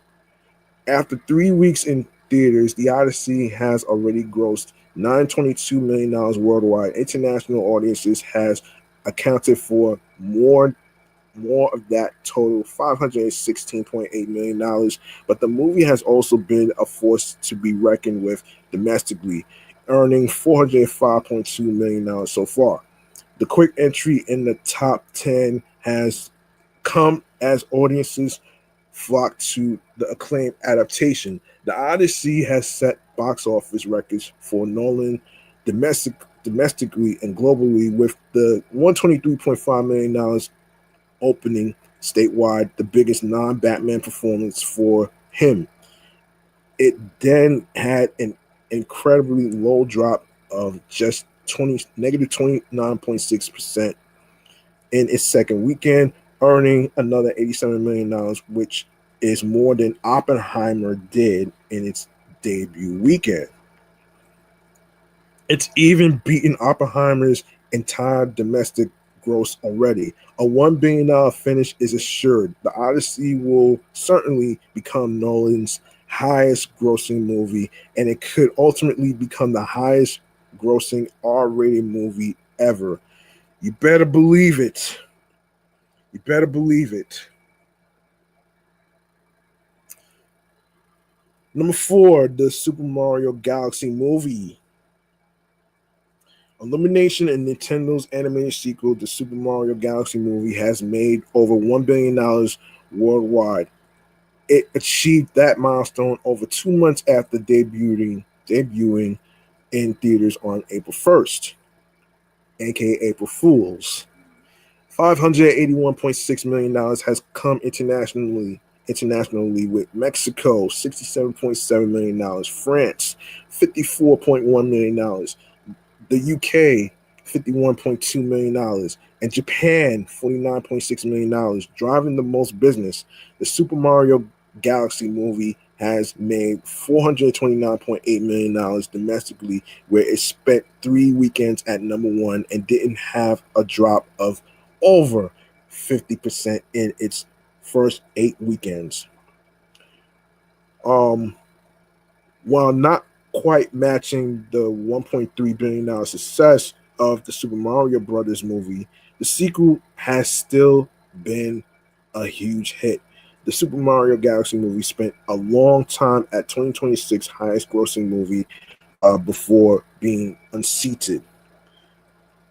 The Michael Jackson biopic by Lionsgate has had a box office run so great that most of other 2026 movies will have a hard time beating it. After after opening on April 24th, Michael has officially grossed over $1 billion worldwide. It's been a bigger hit internationally, netting $643.7 million thanks to success in countries like the UK, $71.6 million, and France, $57.7 million. The domestic box office stands at $372.3 million.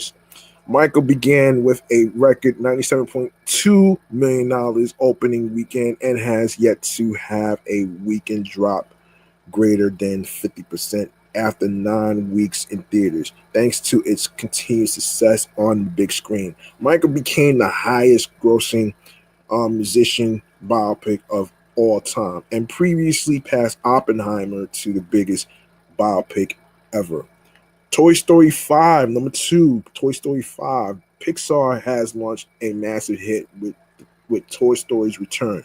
Toy Story 5's opening weekend broke records with $159.5 million domestically. It had the highest opening weekend for a Toy Story movie, as well as the second biggest debut for a Pixar animated movie behind The Incredibles.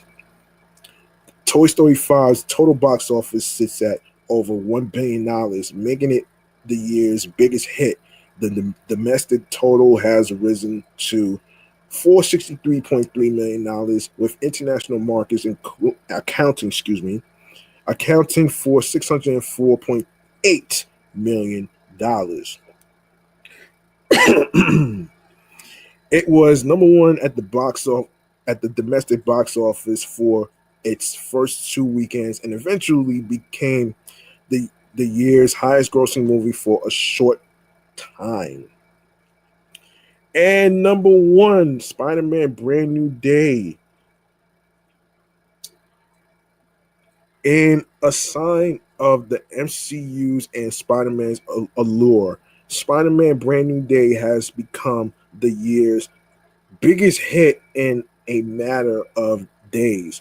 The 4th solo film for Tom Holland's iteration has already generated $1.1 billion at the box office, a milestone that comes on the heels of having the second biggest global opening weekend in history, $932 million. Oof. Yeah, that shit is close. That shit is close to a billion, man. That shit is close to a billion, man. The Odyssey's close to a billion too. So there you go. There you go, right there, man. Let me see. Spider-Man: Brand New Day's opening weekend box office broke the record for the largest domestic debut. Though its $360 million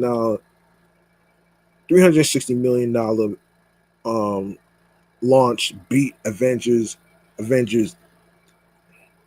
excuse me, Avengers Endgame's record of $357 million. The movie exceeded the $1 billion milestone in just 4 days and became 2026 highest grossing movie at the box office after 5 days. The MCU movie already set the single day box office gross records for Monday and Tuesday, adding to Spider-Man Brand New Day's record-breaking performance. More will come in days and months ahead. So there you go, right there. There you go. So there you go, man. This is basically a recap of the movies that were number one in the box office. So there you go. There you go. I haven't done TV recommendations for a very long time, actually. I have not done TV recommendations for a very long time. Let me see how much time I have. Oh my gosh. Okay. Okay. Um, okay. Okay.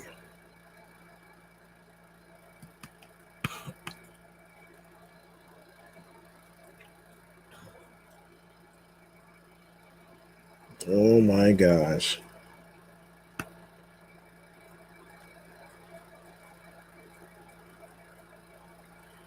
Okay. I know what to do. All right. What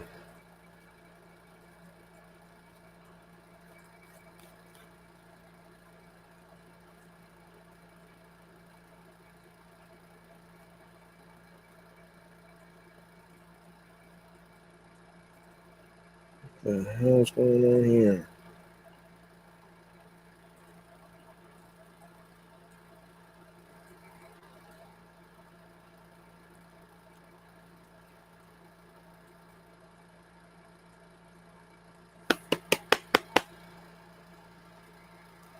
Give me 1 second, folks. Give me 1 second.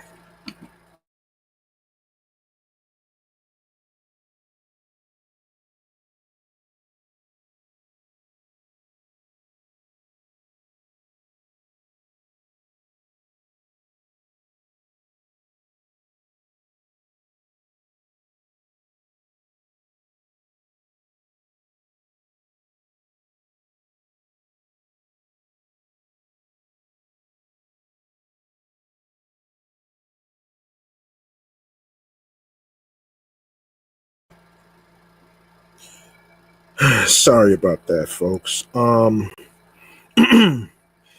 Yeah, where was I? Yes. Yeah, so I was trying to look for something actually. Let me just look for it.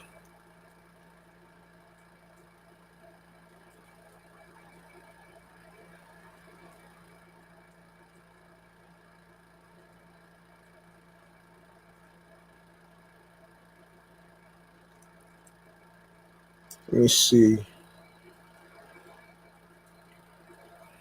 So let me see. Actually, let's go over some upcoming DC movies that's coming out. Actually, yeah, some DC movies that's coming out. I want to actually go over that as well as some TV recommendations. Let me see. So you have Superman that came out last year. Peacemaker season 2 already came out. Crypto Shorts. Um, I did see somewhere where there's going to be like an August release date for Lanterns. I'm going to circle back on that one right there. I'm gonna circle back on that one along with the TV recommendations. I want to actually go over like some DC movies that's already came out and upcoming. So this so far, Supergirl already came out. It didn't do good in the box office.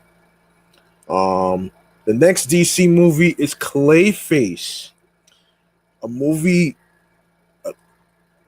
Clayface is the movie that's focusing on one of Batman's iconic villains. Is set for release on September 11th of this year. Written by Mike Flanagan, the film will explore the character in a body horror style, with British director James Watkins in talks to direct. Filming is expected to begin in the summer, and James Gunn has debunked some key casting rumors surrounding the film. The Batman 2 has been delayed. A sequel to the Batman was announced in April 2022 with Robert Pattinson and Matt Reeves returning, and Mattson Tomlin co-writing the script. The Batman Part 2, the film will feature the return of Jeffrey Wright, Andy Serkis, and Colin Farrell in their respective roles as Commissioner Gordon, Alfred Pennyworth, and the Penguin. It Filming already began last April of 2025 at Warner Brothers Studios in Leavesden, England. The film is scheduled for release on October 2nd after a delay from its original October 2025 date.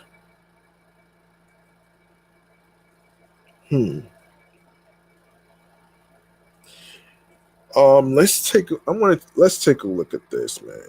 I want to take a look at this because I actually saw somewhere the Batman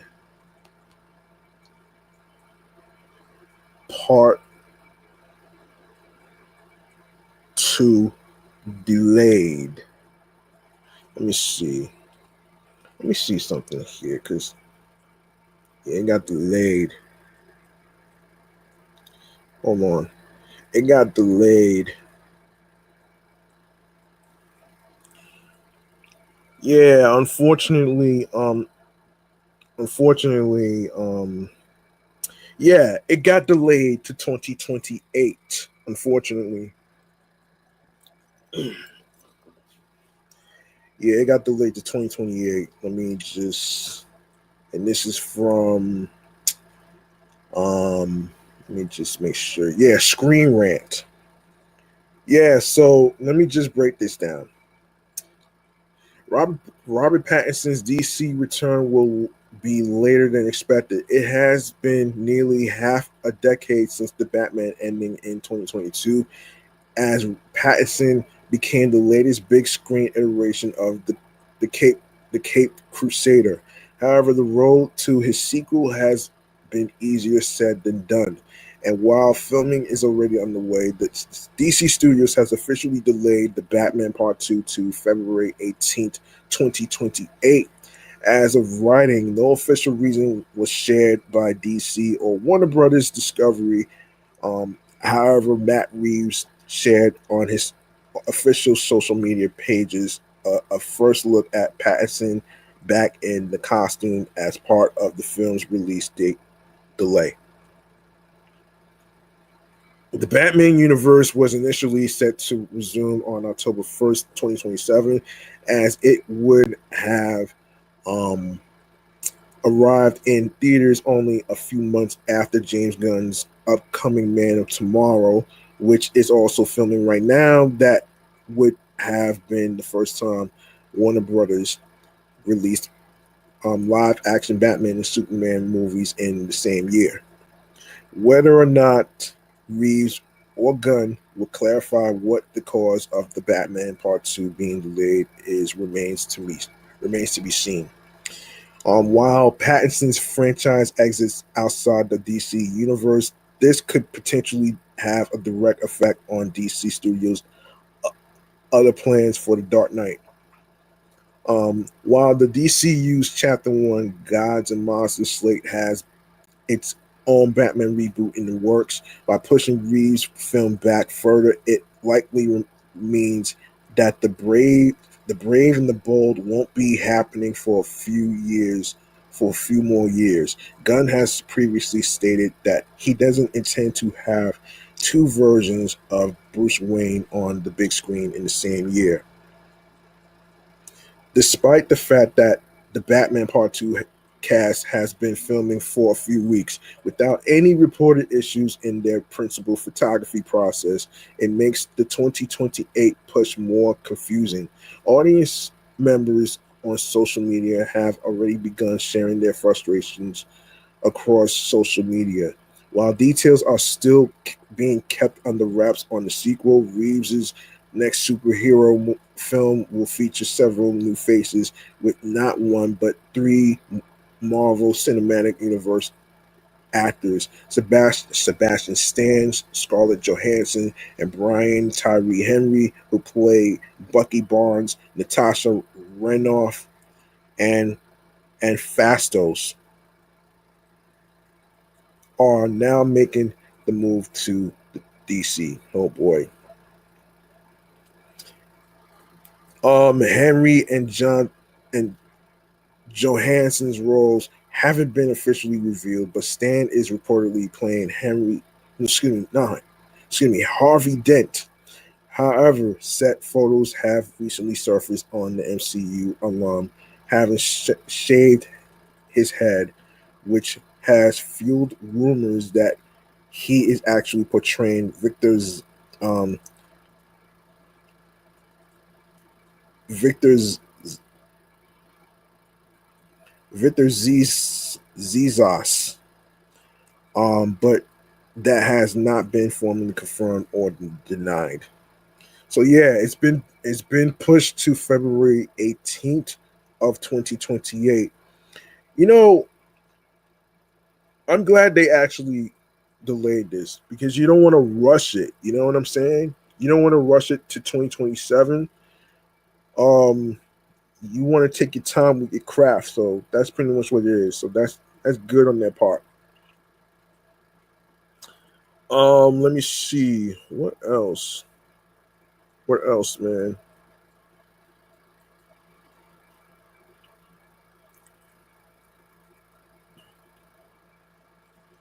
Let me see.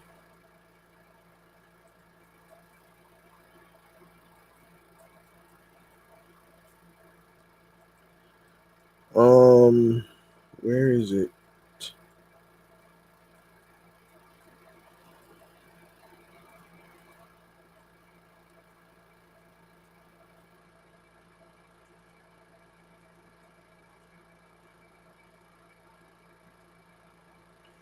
Alrighty then. Let me see. Where did I put that damn thing? Where is it? um, give me one easy second. Um,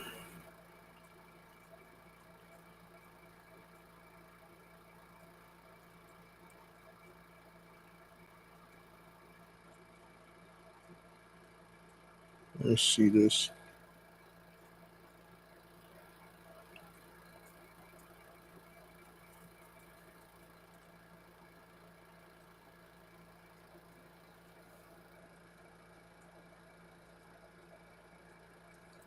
I'll get to that next.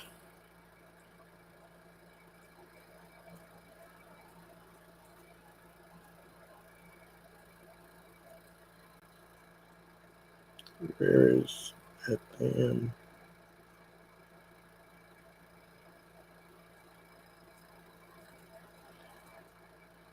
There is. I'm trying to find where I did.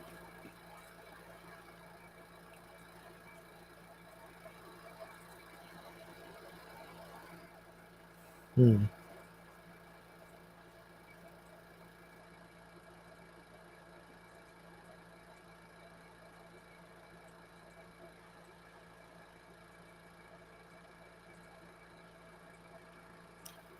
All right. I can find it. All right.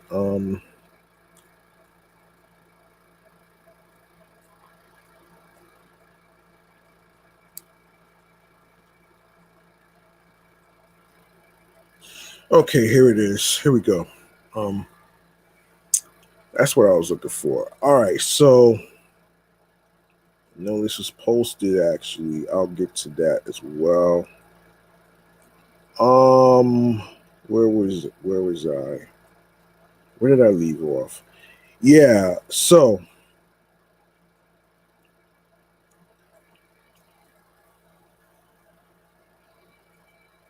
yeah.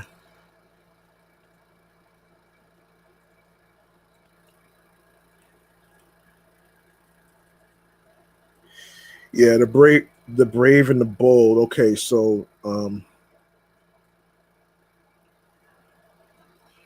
did I see? Okay, so I'm actually quite excited about this one because I didn't quite enjoy Ben Affleck's interpretation of the Great Crusader. That's not to say he was not bad. It's just a matter of taste. Well, The Brave and the Bold will be a new story about Batman and a new actor portraying Bruce Wayne. And the best part, we're getting a Robin in the DCU for the first time, and not just any Robin, but Damian Wayne, Bruce Wayne's own son. Yep, DCU's Batman will be a daddy, as James Gunn shared. This is based on Grant Morrison's great comic book run. Damian Wayne is my favorite Robin. He's a little assassin who Batman tries to get in line, and so this is the story of of the two of them, and the beginning of sort of the Bat family in the DCU. The Authority, which has no release date. The James Gunn kind of made a name for himself by bringing out Marvel's obscure group of characters, the Guardians of the Galaxy, to the forefront, making them exponentially more popular than they ever were in the comics. I'm guessing they are gunning, stupid pun intended, to do the same with the Authority, a group of misfit anti heroes who were actually a part of Wildstorm Comics before becoming a part of DC. Basically, they wanted to do the same thing as the Justice League, protect Earth and its people, but they never shied away from getting down and dirty to get their justice. Honestly, this project excites me the most out of all others on this list, as I finally hope we're getting something bloody and R-rated yet superhero related in theaters. All right, that was number 9. Number 10, Swamp Thing, also has no release date. Another horror-ish DC property is getting a new live action opportunity to shine after the 2019 series got canceled after a single season. Yes, I'm talking about the Swamp Thing. The project is in development with James Mangold developing the script, the director of Logan. I sincerely hope that people recognize this character's insane awesome, and I have no doubts about this movie being a hit when it comes out. Number 11, Waller. Um, is a spin-off series continuing the story of Amanda Waller and Team Peacemaker. Announced in May 2022, the series is written by Crystal Henry, who also serves as an executive producer alongside James Gunn and Peter Safran. Let's see. Yeah, Peter Safran. Let me see. Viola Davis will reprise.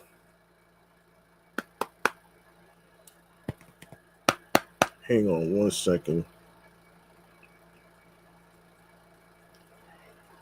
Yeah, Viola Davis will reprise her role as Waller, and Henry will co-show run the series with Jeremy Carver.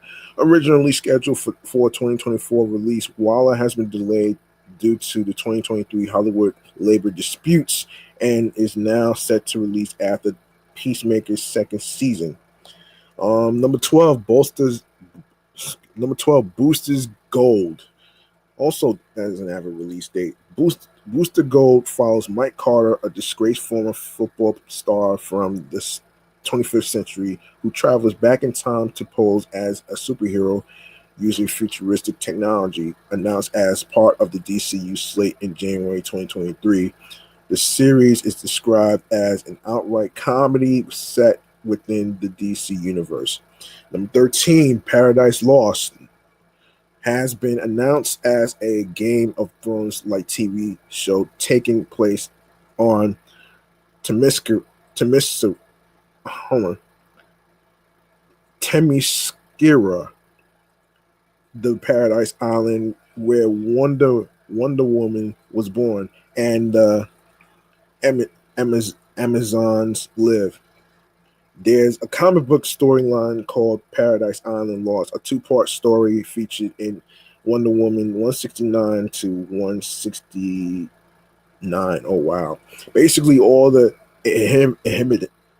excuse me, all the inhabitants of Themyscira will take place in a conflict that'll see the island invaded and defended by the Amazons, or so it seems.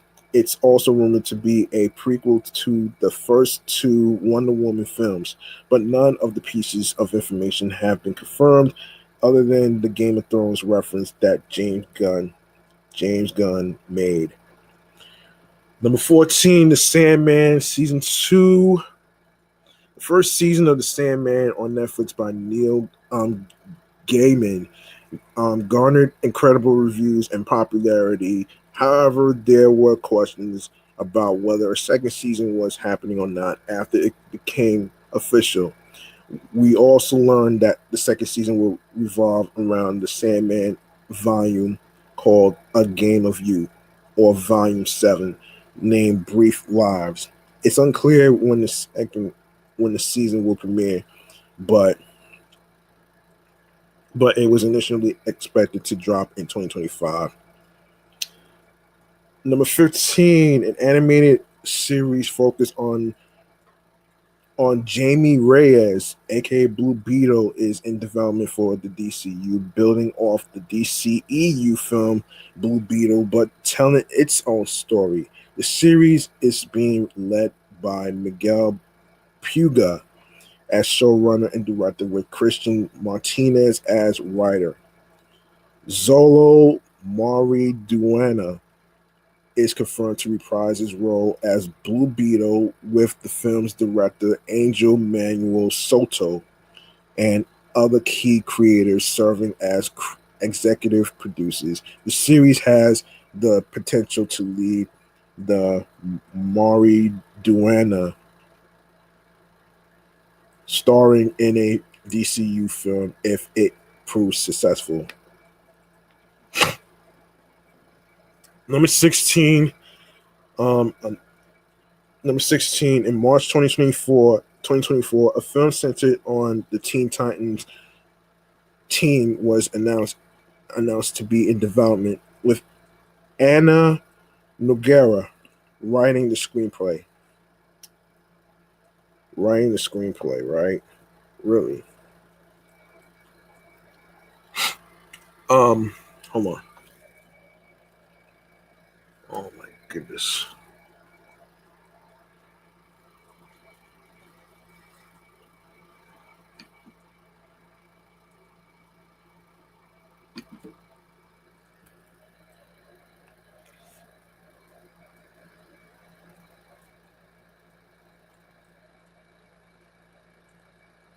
All right. Where was I?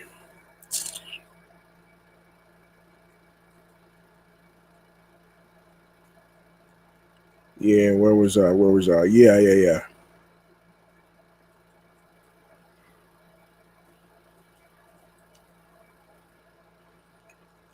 Okay.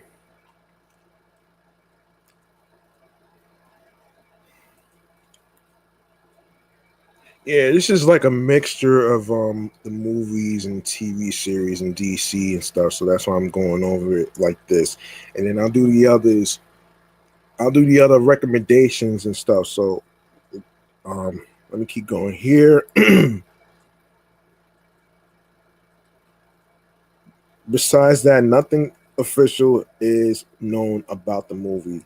All right, so number 17 in September 2024, a team up film focusing on the villains Bane and Deathstroke was announced, with Matthew Orton writing the screenplay. Like the untitled Teen Titans movie, there isn't that much information about the movie that was officially confirmed by the studio. Number 18, Harley Quinn season 6. Harley Quinn has been renewed for a sixth season, which is currently in development. The fifth season premiered in January 16, 2025, following the show's successful run on DC's Universe, HBO Max, and Max. Number 19. I don't know about a black-led Superman movie. I don't know if that will work. J.J. Abrams' black-led Superman movie developed with Todd Ta-Nehisi Coates is still in active development and will be released under the Elseworlds label alongside other alternative DC Universe projects like the Batman and the Joker. James Gunn rebooted the Superman franchise with Superman, but didn't cancel the other Superman adaptations, allowing multiple versions to coexist under Elseworlds. Details about Abrams' project remain scarce, including its cast, but it is confirmed to focus on a black version of Superman. Dynamic duo number 20. Dynamic duo Gunn and Reeves are collaborating on an animated movie titled Dynamic Duo, which will focus on the early days of Robin's Dick Grayson, and Jason Todd. The film will be produced by both Reeves and Gunn, but it will not be connected to their respective DC universes. Directed by Arthur Mintz, Dynamic Duo will use innovative Momo animation, blending CGI, stop motion, and live action elements to create a unique storytelling experience. Number 21, Sergeant Rock, a film featuring the character Sergeant Rock set during World War II and exploring heroism and conflict, was scripted by Justin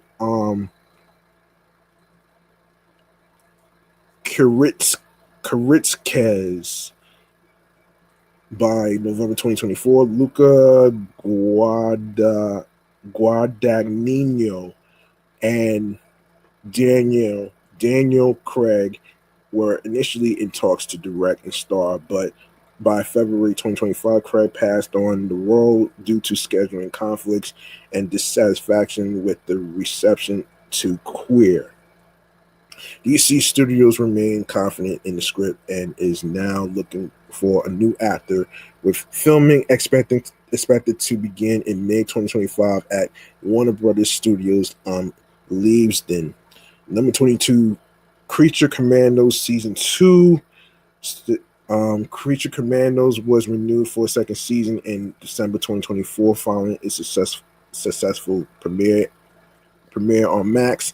The first season, which received positive reviews for its animation, voice performances, and storytelling, debuted on December 5th, 2024. With the first two episodes, the series is the first installment in the DCU's Chapter 1, Gods and Monsters, with James Gunn serving as creator and writer.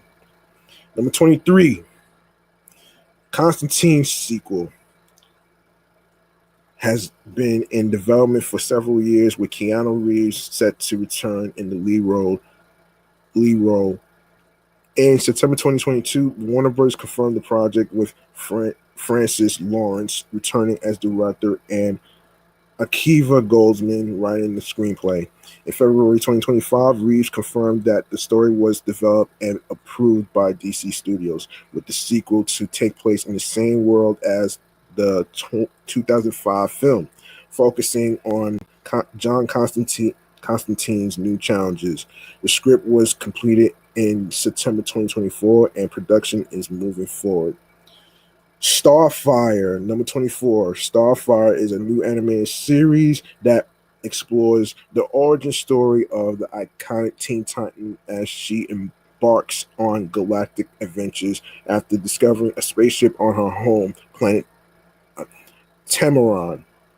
The show will feature characters like Crush, Fern, and Princess Amathis, with promises of space exploration, saving space dolphins, and surfing Technicolor nebulas, though no release date has been set yet. Number 25, My Adventures with Green Lantern. This animated series will follow teen Jessica Cruz, who becomes the new Green Lantern after after receiving a power ring. But her new powers bring challenges as debris and enemies from the Lanterns War arrive on Earth. With no release date confirmed, the show is being executive produced by Jake Wyatt and co-executive produced by Stephanie Gonzaga. Number 26, DC Superpowers.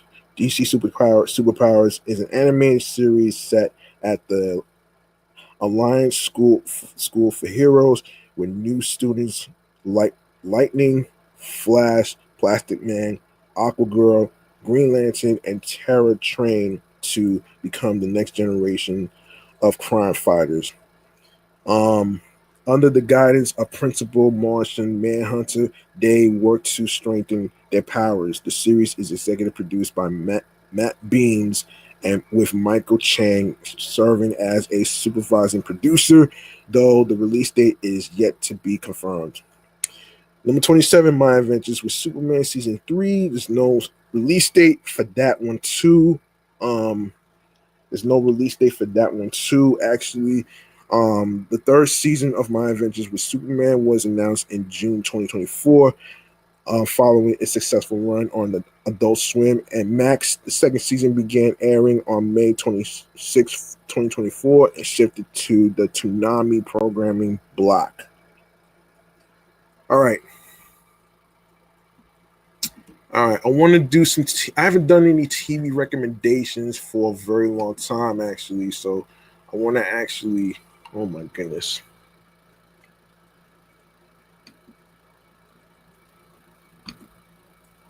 What the hell?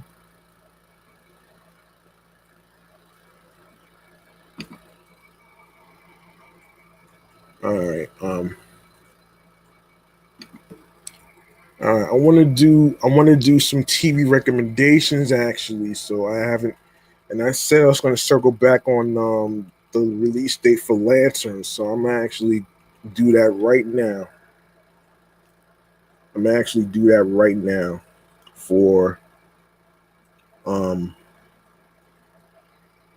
Lanterns. In the next segment right here is TV show checkouts. This is where I actually talk about some upcoming TV shows and, of course, the current TV shows that's out right now and everything else in between. So here we go.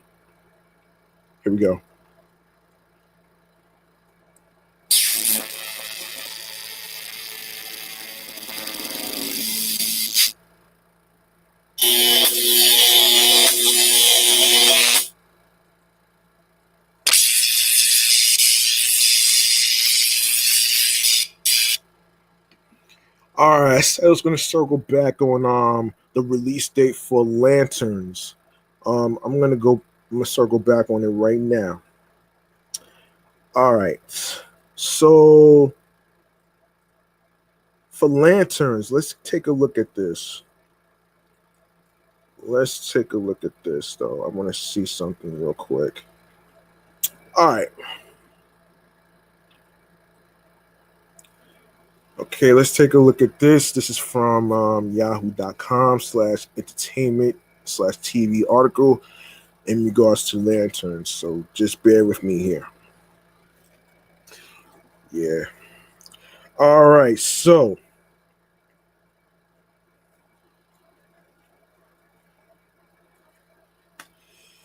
yeah.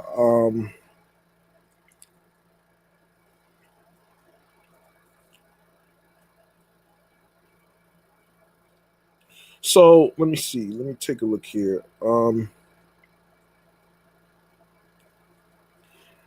Lantern's key information releasing in mid-August. Trailers revealed in March and May. Main cast confirmed. Other actors rumored to appear. Story synopsis unveiled. Season 2 already tentatively in development. Unclear how it'll impact the overarching narrative of DCU Chapter 1. Lantern's launch isn't too far away now. Indeed, the next DC Universe TV series will make its bow in mid-August. So at the time of this guide's latest update, there's only 1 month to go until it's here. Now is as good a time as any then to find out more about the upcoming DCU program. Below I've rounded up the biggest and latest information on the Green Lantern show, including its official release date, confirmed trailer, plot, details, and so much more. Make sure you're wearing your power ring then, and let's shine a light on one of this year's most anticipated TV projects.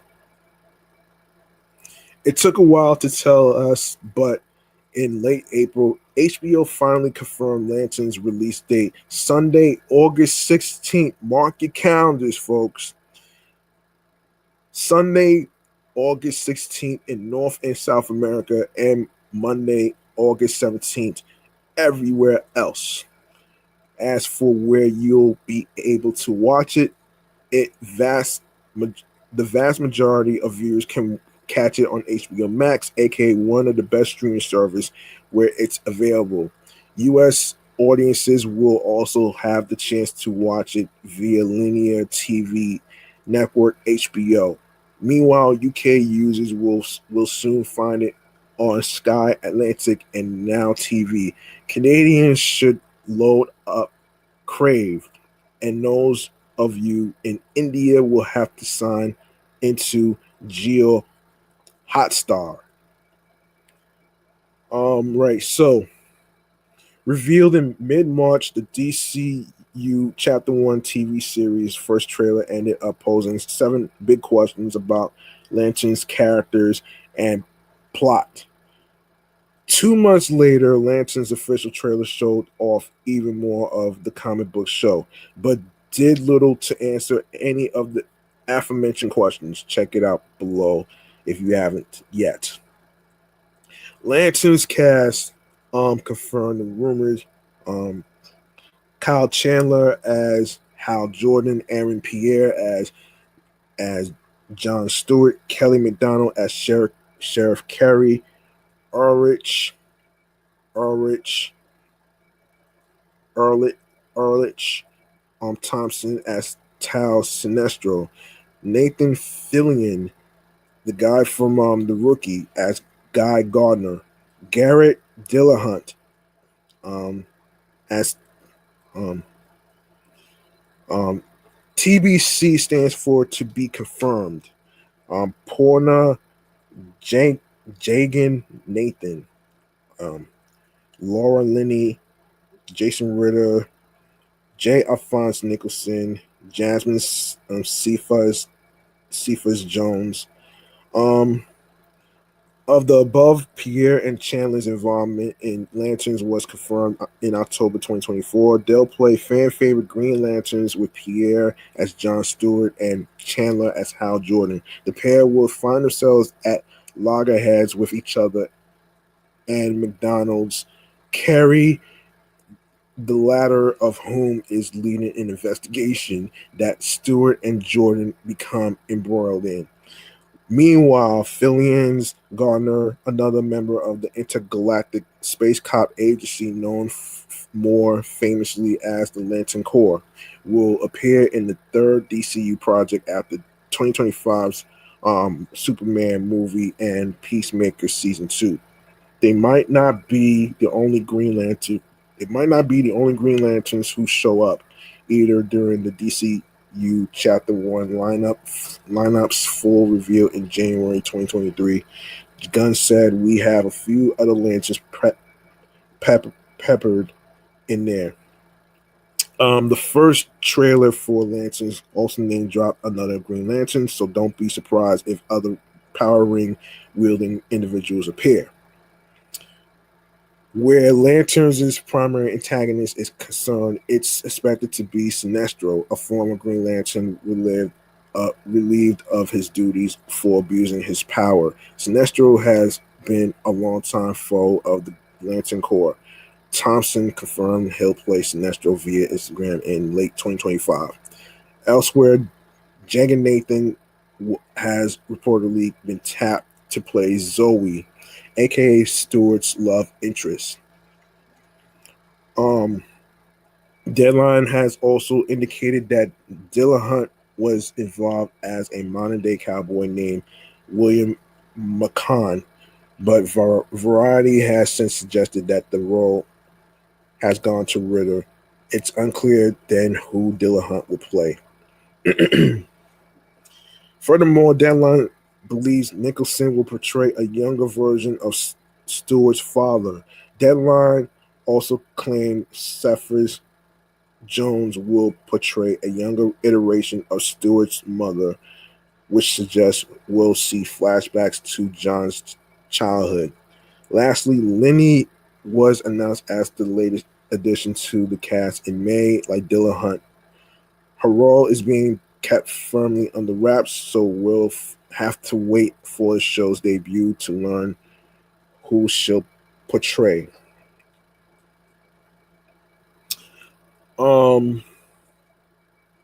So let's see. So here's Lantern's official logline. The series follows new recruit John Stewart and Lantern legend Hal Jordan, two intergalactic cops drawn into a dark Earth-based mystery as they investigate a murder in the American heartland.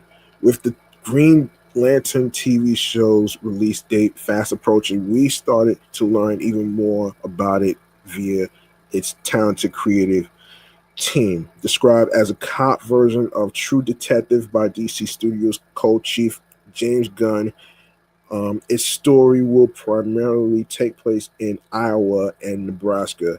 It'll also feature dual timelines, co-creator Chris Mundy says, with its 2016 story threaded through the present-day narrative that occurs in 2026. Yeah.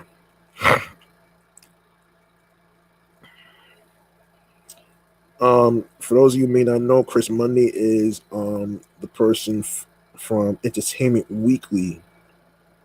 Chandler's Jordan is expected to be at the heart of the 2016 mystery filled plot. Excuse me. However, while Mundy teased that Lanterns is as much of a buddy cop show as a superhero show, one that'll give plenty of screen time to Chandler and Pierre. Gunn also CBS Mornings that Stewart is its main character. A Vanity Fair piece also states Jordan is eyeing retirement as a Green Lantern, as long as a dark fate doesn't befall him in Lanterns. And with Stewart unexpectedly picked to be his replacement by the Guardians of the Universe, aka the Lantern Corps, very founders, Jordan has no choice but to train the hot-headed new recruit. As of that, Vanity Fair article Monday also revealed it won't be a wholly superhero affair. It's a series that explores who these guys are when they are on the job and when they are out of uniform, he revealed. So we'll definitely see Jordan and Stewart's civilian lives alongside their superpowered responsibilities. Considering the whodunit at the center of its narrative, that's a given. But as Fillion told EW, I've dropped more F-bombs in that project than I have in, I think, my entire career put together. Expect Lanterns to lean more into adult-only territory than that passes for a PG-13 TV show. Viewers with little to no prior knowledge of Green Lantern mythology won't be left scratching their heads throughout the show's debut season. More on this shortly either.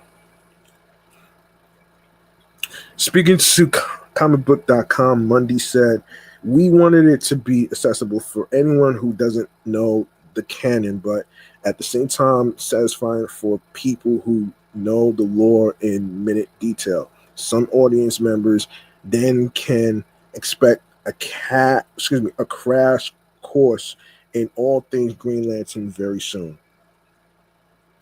Yes, as part of that March 2026 Vanity Fair piece I previously linked to, Monday says season 1 is designed to be its own complete season of television that hopefully will become many seasons of television. Since then, we've received information that a second season is not only happening, but has added a new writer in the form of Chris Cantwell. From Hulk, Catchfire, The Terror, Devil, and Silver, the wheels are moving then on another installment. How will Lanterns impact the rest of the DCU, you ask? Right now, Lanterns' potential impact on the DCU is unclear. As Monday mentioned above, it's currently being treated as a standalone story with very few ties to Gunn and Safran's nascent cinematic franchise. Gardner's involvement in the project and Stewart's apparent supporting role in Man of Tomorrow, aka the follow-up to Superman, notwithstanding, it seems like that'll be the case too. Depending on how it ends, there might be scope for HBO's Green Lantern project to head into other DCU movies and shows.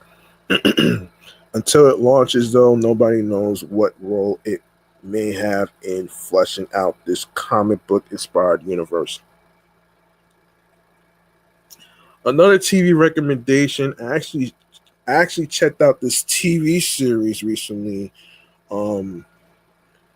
This TV series, this is basically it came out in May, as a matter of fact. It came out in May actually.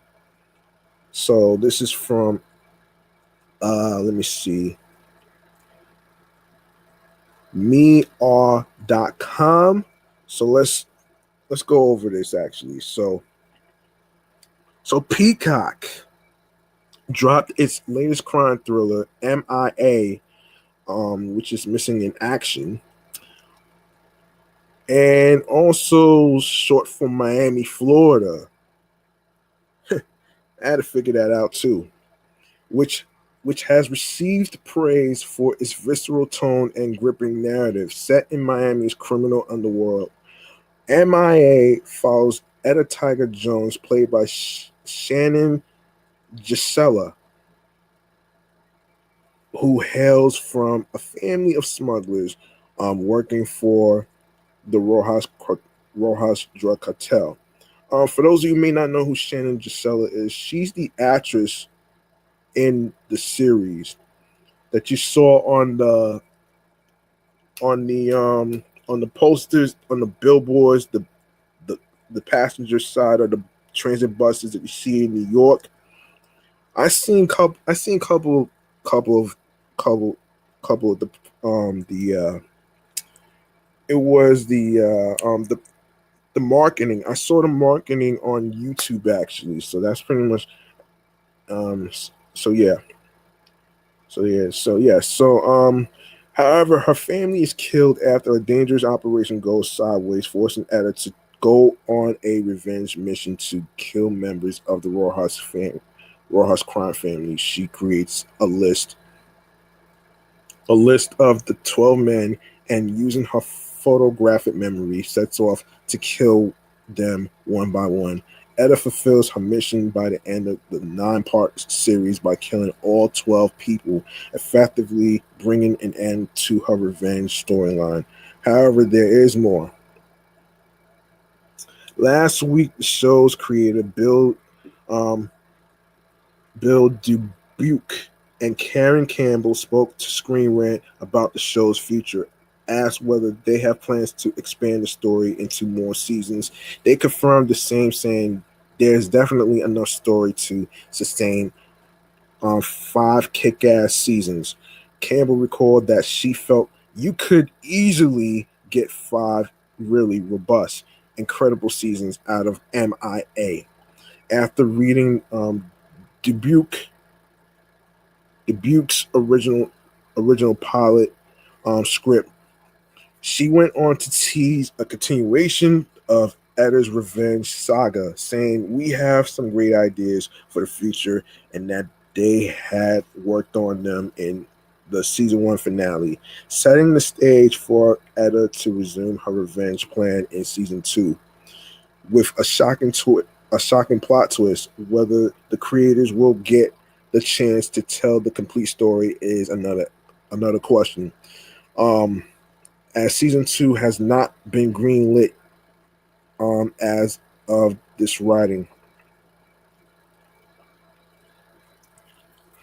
In M.I.A., the orphan Etta befriends um, played by Brittany A.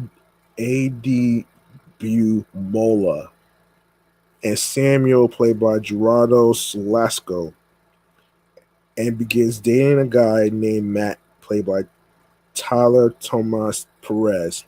Additionally, the crime thriller stars Marta Milans as Caroline, a real estate mogul and member of the Rojas cartel family. Etta adds to her revenge list, not for the role she played for her family's murder, but for an entire separate reason.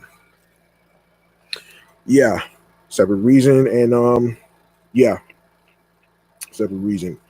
Caroline kills Lovely and Samuel's aunt, Judith Sherry, played by Loretta Devon, because she created problems for her luxury development project called the Abaca Project.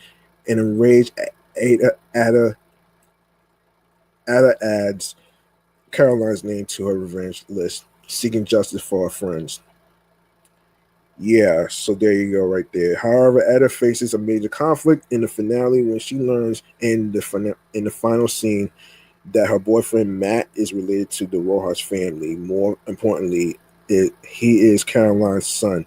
She makes the discovery after Matt takes her to meet his mother, signaling that their relationship is getting serious. Etta ends season 1 with the dilemma of whether to trust Matt as her ally or to get rid of him before he poses a threat to her. Although Etta is aware of Caroline's crimes, Milan told TV Insider that her character stays obvious to Etta's mission to kill her. "I don't think Caroline found out who Etta is yet, which makes it very interesting," she said. All right, so season 1 of M.I.A. is out right now on Peacock. All 9 episodes is available on Peacock right now. Make sure you go check it out. Um, and Season 2 will probably have to wait until probably. Let me explain something. Um, when it comes to TV series and stuff, it usually takes like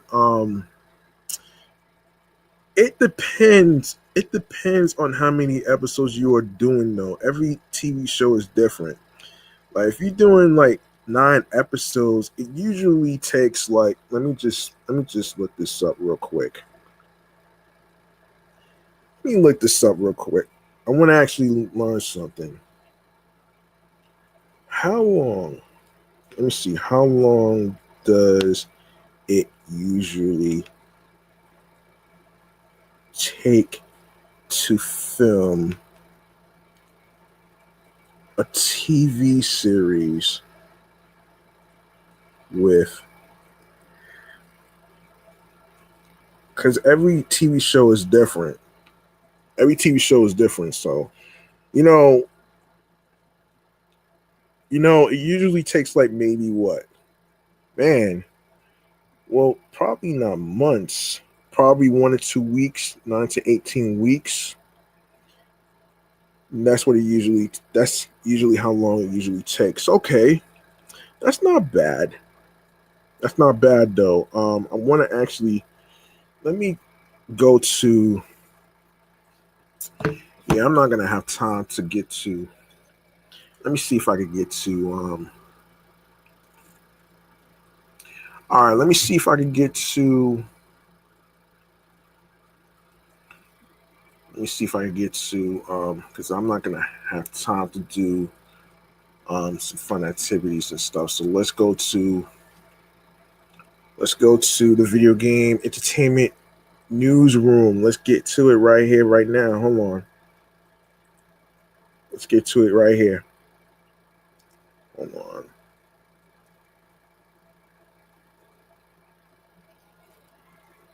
Yes, the video game entertainment newsroom will be the last segment. I will actually go over it. So let's see. Let me go over this right here.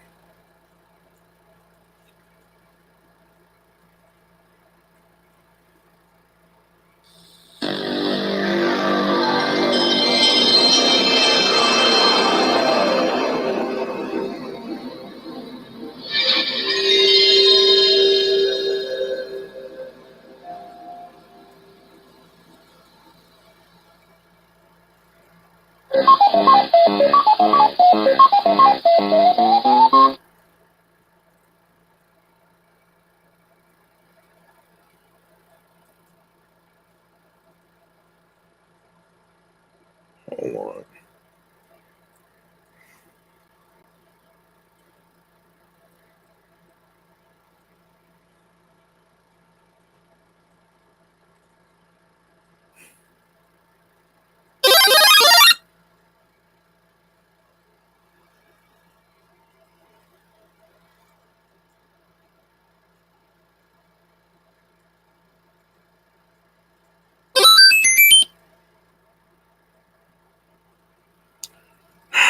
All right.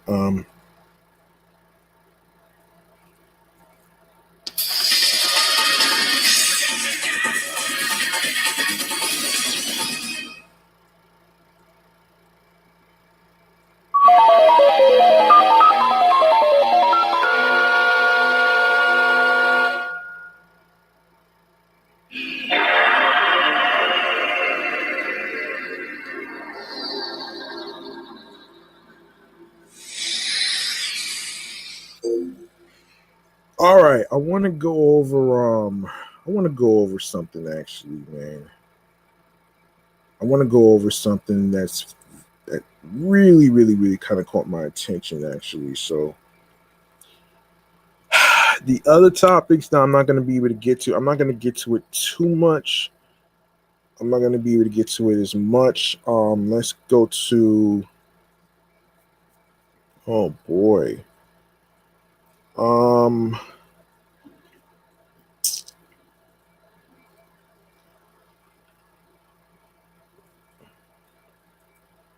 So let's talk about Nintendo Switch 2. Let's talk about that one right there.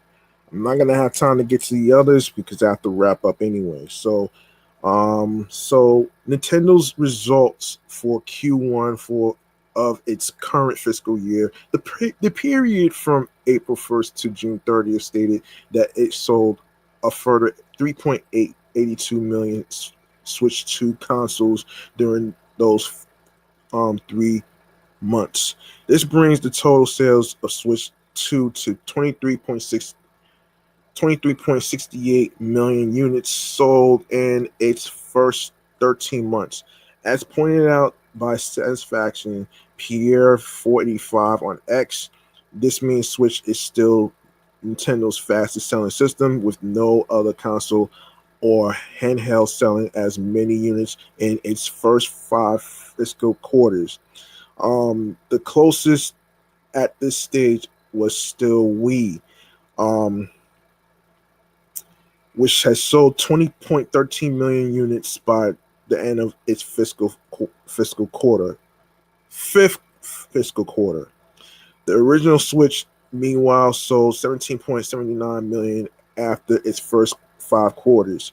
Nintendo estimates that it will sell a further 12.68 million Nintendo Switch 2 consoles over the next 3 quarters, bringing its total to 16.5 million for its financial year and 36.35 million life to date.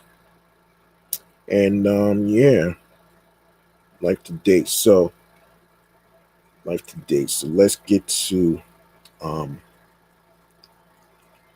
life to date. Yeah, the original Switch also sold a further 660,000 units in the last quarter, bringing its total lifetime sales up to $156.9 million.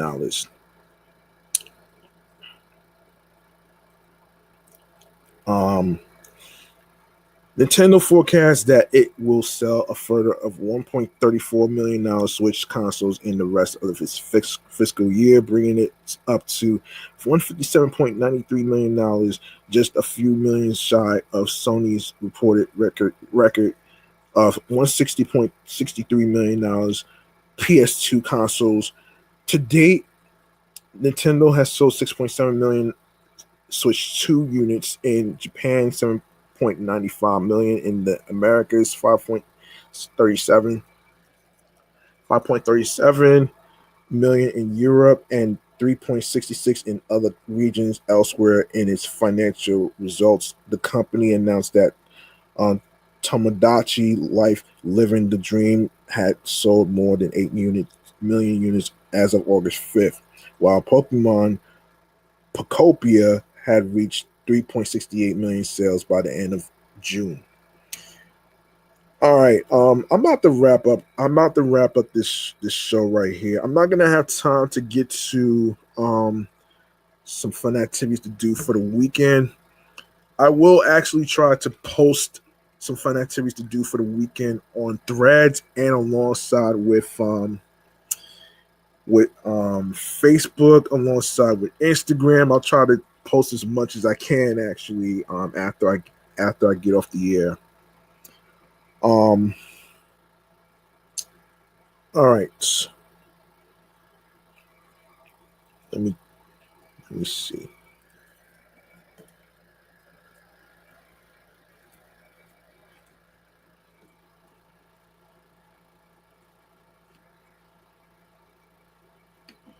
All right. Let's wrap this up, man. We're gonna wrap this up right here, right now, in this segment right here that I like to call Stream Choices on the Go. Let's do it.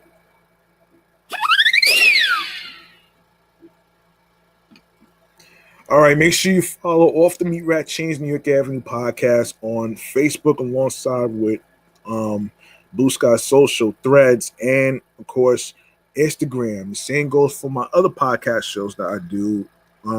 My sports platform, Excellent Fun Vibrant Talks podcast, is also on there as well. Make sure you follow there, and make sure you follow my other show, my entertainment review show, Meticulous Vibe Juice podcast on. It's also on there as well. And also you can follow your host with the most G Money Stacks 555 in Queens, New York, on Threads and on Instagram as well. All right.